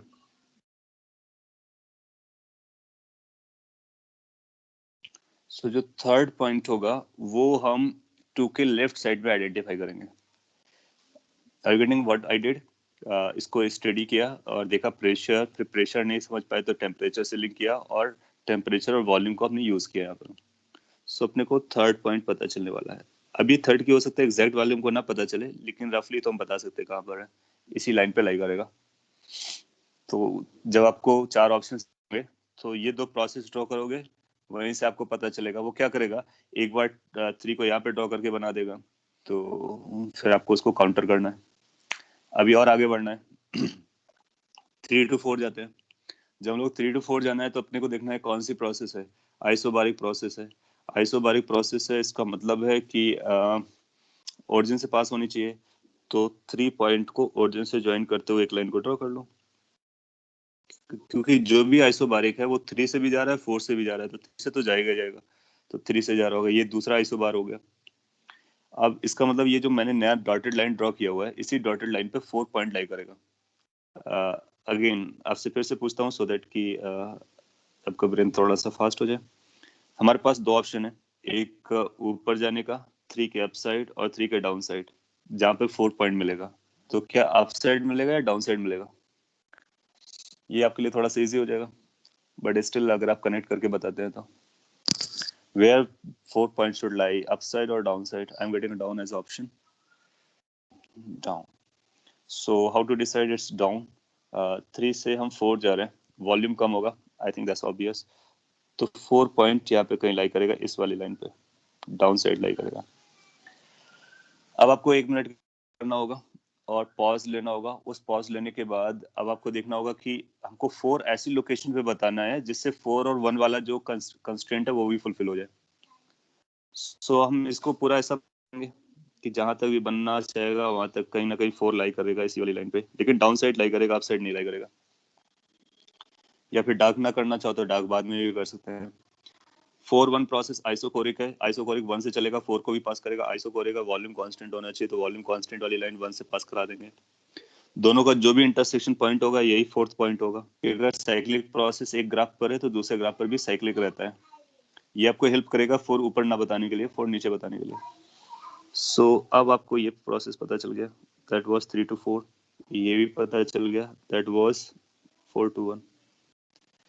So this figure has been redrawn in this format. Carefully इसको ऑब्जर्व कर लीजिए, how we have chosen all these steps, कैसे उनको ड्रॉ किया गया है. वो 4 ऑप्शन देगा, कई बार वो एडवांस में भी दे सकता है, और थोड़ा सा कॉम्प्लिकेट करके देगा, बहुत क्लोज जाएगा, तो आपको हर एक पॉइंट को देखना होगा। अगर ऑप्शन रैंडम देगा तो फिर आइडेंटिफाई करना हमारे लिए काफी आसान हो जाएगा। So this is V versus T। अगर आपने V वर्सेस T ड्रॉ करना समझ लिया तो आप P वर्सेस T भी ड्रॉ कर सकते हो, कोई और भी ड्रॉ कर सकते हो, चलेगा। अब अगर अपने पास टाइम है, यस है, तो मैं एक ग्राफ और आपको बता देता हूँ। इसी फिगर में मैं ड्रॉ कर दे रहा हूँ, और इनफैक्ट आपकी हेल्प से सो आप भी समझ जाएंगे। ये मैंने V वर्सेस T ड्रॉ किया है। आपके डाउट्स आ रहे हैं, अच्छी बात है। Why is the slope different? Why is the slope different? अब देखोगे V वर्सेस T में जो स्लोप आएगा, सपोज कल आपसे पूछता है इसमें स्लोप बताइए V वर्सेस T में, तो स्लोप हमारा होगा, क्या रिप्रेजेंट करेगा स्लोप, हम ये भी बता सकते हैं, ये आएगा dV/dt, ठीक है। और आइसोथर्मल केस, आइसोबारिक केस के लिए, तो अगर आइसोबारिक है, सो आइसोबारिक के लिए हम PV लिखते हैं ना। सो आप देखोगे कि P dV is equal to NR/dt। Maths को हमको यूज करना होता है। सो ये जो dV/dt की वैल्यू है, that is going to be NR/P। Advance में थोड़ा सा और डीप पे जाकर के स्लोप वगैरह कैलकुलेशन भी करवा सकते हैं। हाँ, आपने 1, 2 और 3, 4 के बारे में बात किया, मैं एग्जैक्टली उसी के बारे में बात कर रहे हैं। सो 1, 2 इज दिस, 3, 4 इज दिस। आप देखोगे कि क्या होगा ना, 1, 2 के लिए जो प्रेशर था ये P2 था, और इसके लिए जो प्रेशर है वो P1 है। इससे क्या यहाँ पर देख करके हम बता सकते हैं P1 P2 में कौन सा बड़ा है? आप देखोगे कि 1, 2 प्रोसेस के लिए जो प्रेशर है वो P1 है, तो उसका जो स्लोप आएगा उसमें P1 लगेगा, 1, 2 का स्लोप। सो मैं यहाँ पे लिख देता हूँ slope is equal to, in fact वो स्लोप की वैल्यू आपसे एग्जैक्टली पूछ सकता है कितना है 1, 2 के लिए, तो ये बनेगा NR divide by P1। Slope of process 3, 4, सो ये बनेगा NR divide by P2। Can you think of P1 P2 में कौन सा बड़ा था? P2। अगर P2 बड़ा होगा तो स्लोप किसका कम रहा होगा? P2 का, यानी 3, 4 का स्लोप कम। कुछ गड़बड़ हुआ, एक बार इसको रीचेक कर लेते हैं। ये इसको मैंने P1 बोला है, हाँ, ये गड़बड़ हो गया। 3, 4 जो है वो P1 है, 3, 4 is P1, so that is 1, 2 के करस्पॉन्डिंग P2 आ रहा है, इसके करस्पॉन्डिंग P1 आ रहा है। now you see 3, 4 के लिए P1 है तो वो छोटा है, P1 अगर छोटा रहा होगा तो स्लोप बड़ा रहेगा, तो 3, 4 का स्लोप हायर है। स्लोप के लिए थीटा मेजर करते हो, ये हायर है, ये लोअर है, सो ये हायर और लोअर को हम यहाँ से आइडेंटिफाई कर सकते हैं। समझते हैं? और कोई कंसर्न आ रहा तो आप पूछ सकते हो।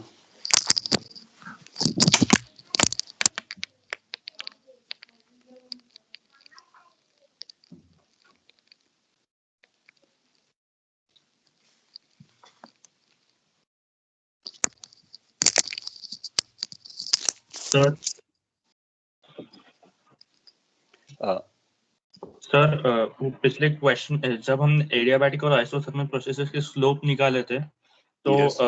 जो स्लोप थे वो नेगेटिव आते थे, तो नेगेटिव भी कंसिडर करना है कि जब हम greater than smaller than check कर रहे हैं। स्लोप को कैसे मेजर करना है? स्लोप के लिए मैग्नीट्यूड को आपको कंपेयर करना है। देखो उसमें हम लोगों ने क्या किया था, उसमें एक और भी पॉइंट था हमारे पास, कि हमने ये बनाया था कि दोनों का स्लोप कंपेयर करा लिया था, तो इसका माइनस डिवाइड करने से कैंसिल, तो अपने को पता चला slope of adiabatic is gamma times slope of isothermal, है ना। और आपको ये कंफ्यूजन आ जाएगा कि वो माइनस के साथ हम लोग लेके चल रहे तो क्या करना है, तो उसके लिए मैंने कुछ लैंग्वेज बदल दी थी, अगर आप याद हो। हमने बोला कि अगर जो टेंजेंट है, अगर ये वर्ड की तरफ ज्यादा बेंड है तो उसका ज्यादा स्लोप होता है, दैट मीन्स माइनस साइन को आपको ड्रॉप करना होता है,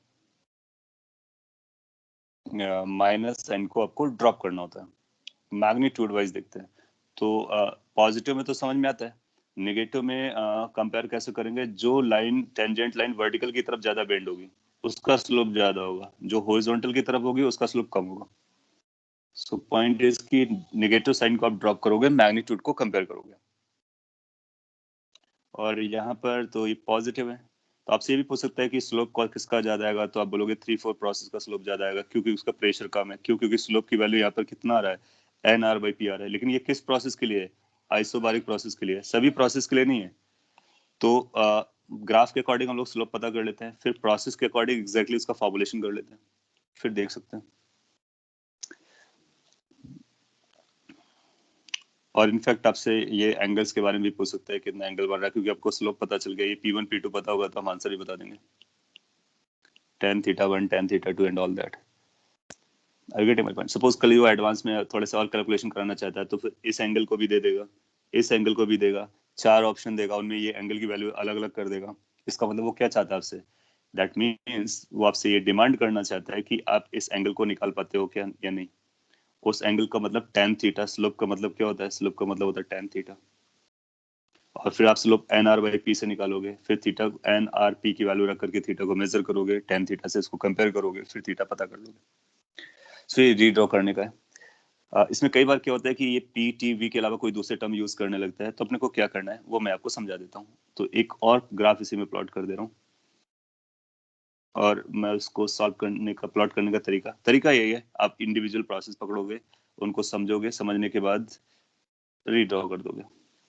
तो सपोज कर लीजिए कि अब जैसा बोलता है कि अपने को प्लॉट करना है, एक ग्राफ प्लॉट करना है जो कि internal energy of the gas और प्रेशर ऑफ द गैस में, ऐसा ऑप्शन आपको दे दिया।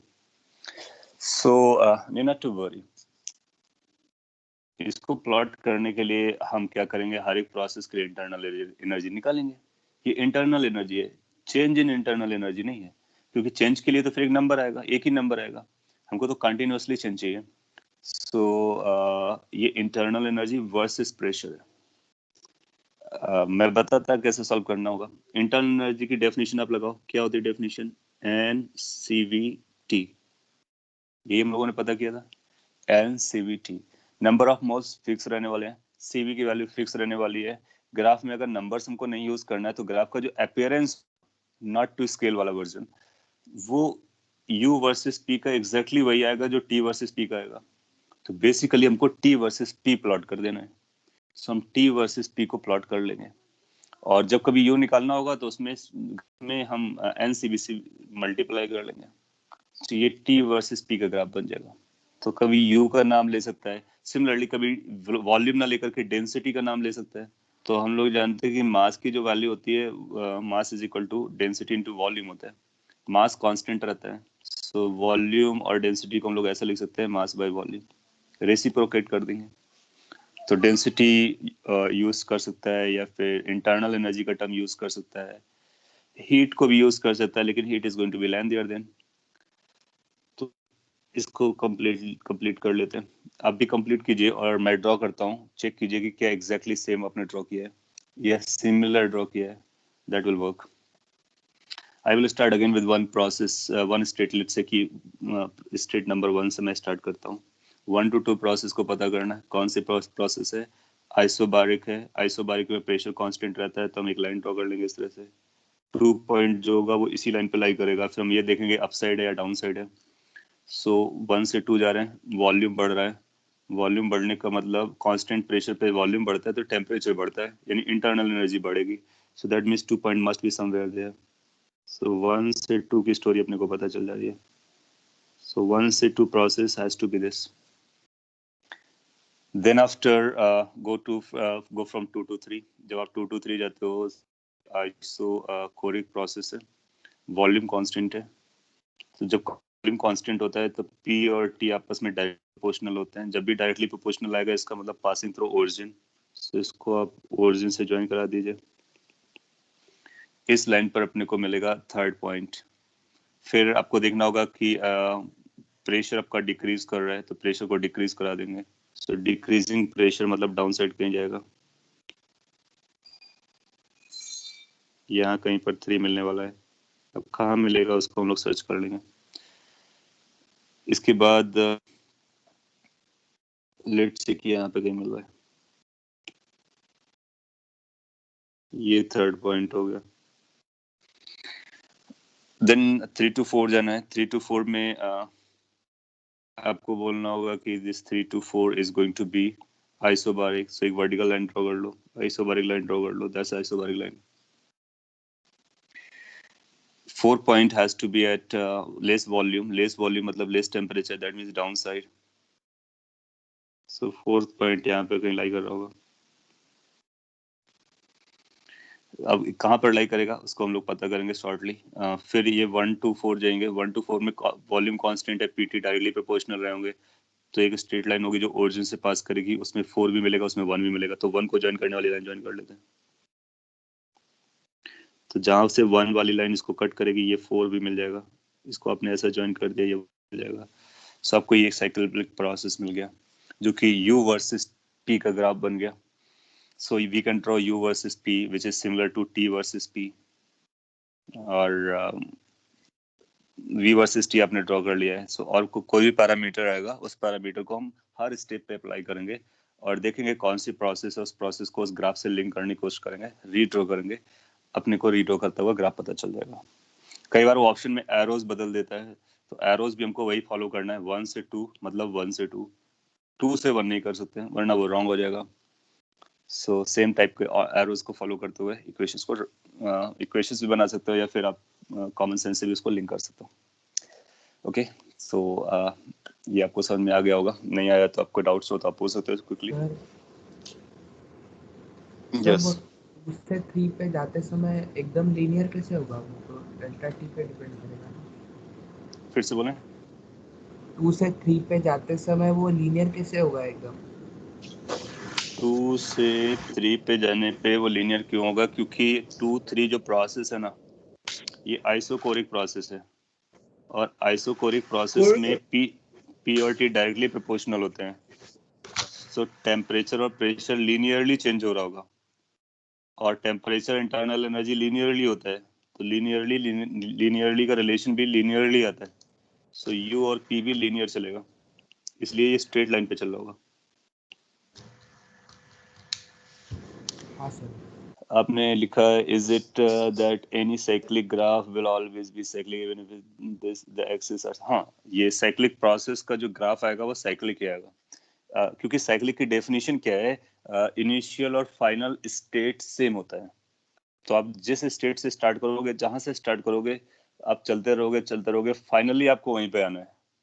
सो a cyclic in any coordinate axis is cyclic. और ये भी एक छोटा सा पॉइंट है, इंपॉर्टेंट पॉइंट है, इससे आपको पता होगा कि किस तरह से जाना है, क्योंकि बाद में मिलना भी है, तो वो सारी बातें हैं. Anything else to ask? Otherwise we will close for the day. और हम लोगों ने आज कार्नोट साइकिल ग्राफ का कन्वर्जन स्लोप के बारे में पढ़ा है. थोड़ा सा पेस रिलैक्स्ड है इस समय, क्योंकि ऐसा मेरे को लगा कि आपको ये सारी चीज़ें बहुत अच्छे से नहीं आती हैं अभी तक. अगर आपने केमिस्ट्री में पढ़ा भी है तो इसको आप वजह से इंटरनलाइज कर लो. We will have 2 more lectures for this thermodynamics, max 3 और रफली 2 lectures. उसमें इजीली कंप्लीट हो जाएगा. उसके बाद फिर हम लोग इलेक्ट्रोस्टैटिक पे आगे बढ़ेंगे. Okay, so that's all for the day. Thank you everyone then.